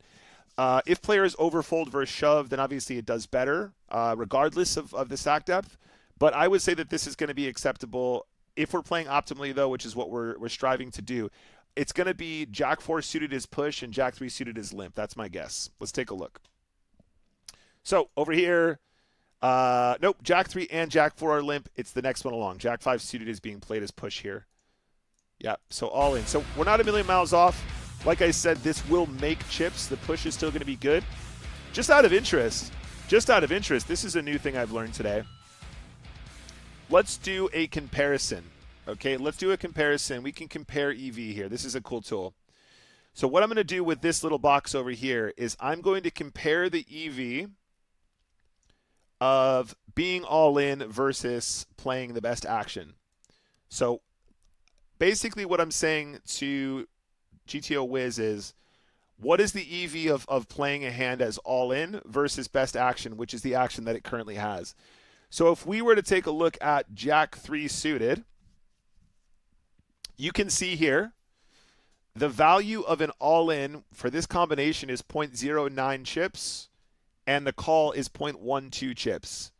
Now that's not actually that small of a difference, but you can see the value of the shove is still profitable very marginally, and this is a good thing we can do if we're looking for ways to remove some of the variance from our game, especially against players who are not going to notice that our frequencies are off, okay? So let's say that you're playing against a guy and he's just way too tight and, he's going to overfold. You're going to make more chips than what the solver is suggesting here by shoving, but then also you're simplifying the game in a way which allows you to just, bang it in and just carry on with the next hand quite quickly. I'm not saying that that's a good adjustment, but that's some of the thought process.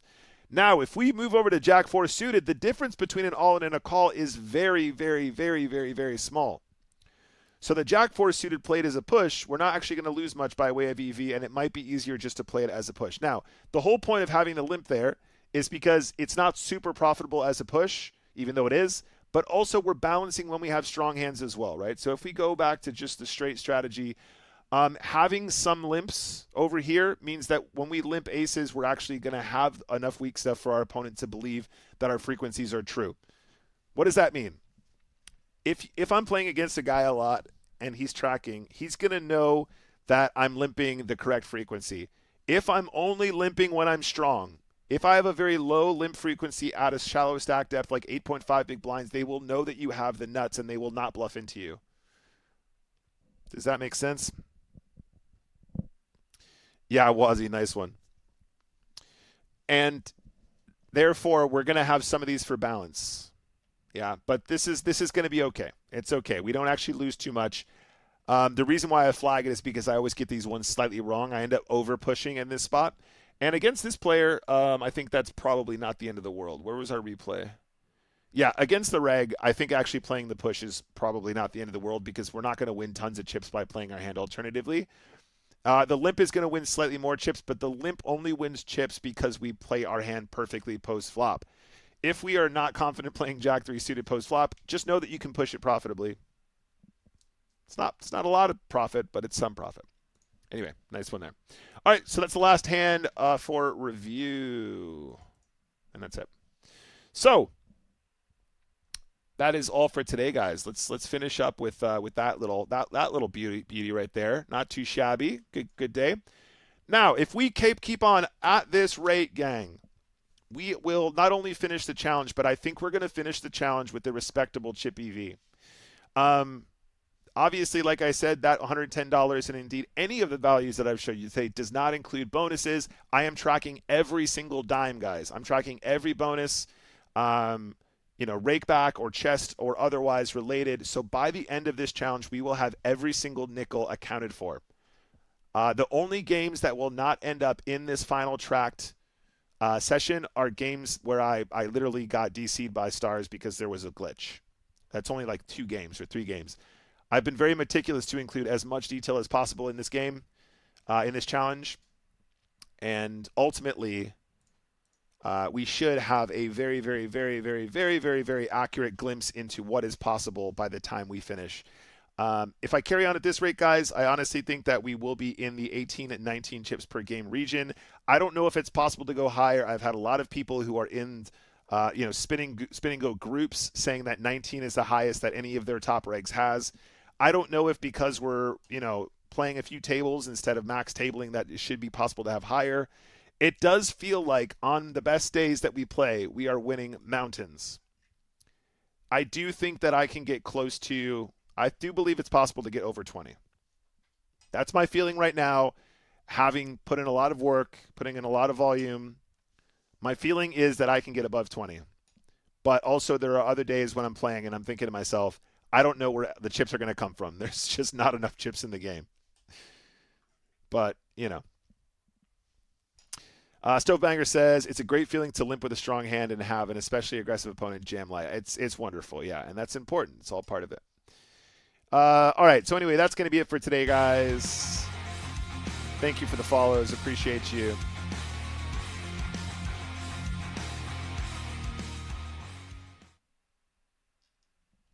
But that's a wrap. All right, so what's happening the rest of the week? Tomorrow is Friday.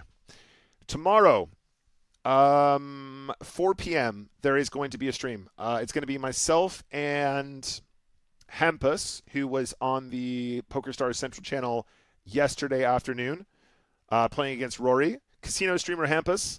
We're going to be doing another Spin Go showdown. So tomorrow, 4 p.m., don't miss it. It's me and Hampus facing off back in the Spin Go showdown arena. And that will be the last stream of this week, coming out from me, I believe. We're getting there, guys. We've got about 800 more games to finish the challenge. I mean, this is super fucking annoying, isn't it? This is annoying. But this should indicate that we're doing a lot right. We just need to stop running awful. And the rest will follow, hopefully. But I love you guys very much. Thank you for coming to hang out with me today. Let's keep at it. Let's keep at it. I think we're playing very good. I think we're playing spins very well right now. And I think the mindset has improved ever so slightly despite my comedic bitching. And if we could finish this really strong into the end of the year, there might be scope for more challenge if I want to put myself through that. Anyway, I love you guys very much. Enjoy the rest of your day. Good luck at the tables. I'll see you tomorrow at 4 p.m. for a Spin and Go showdown with myself and Mr. Hampus. And keep an eye out on the social media. I'm going to start dropping some more reels soon as well, guys. I've got updates from the conversation I had with Texas Tama, which is now available in full on YouTube if you want to check it out. I'm going to drop more updates regarding this, but you guys would have seen it. And hopefully we'll have a couple fun clips and stuff from stream recently, as well as action from EPT Prague coming up. Love you guys. Signing off for now. See you in a bit. Bye now.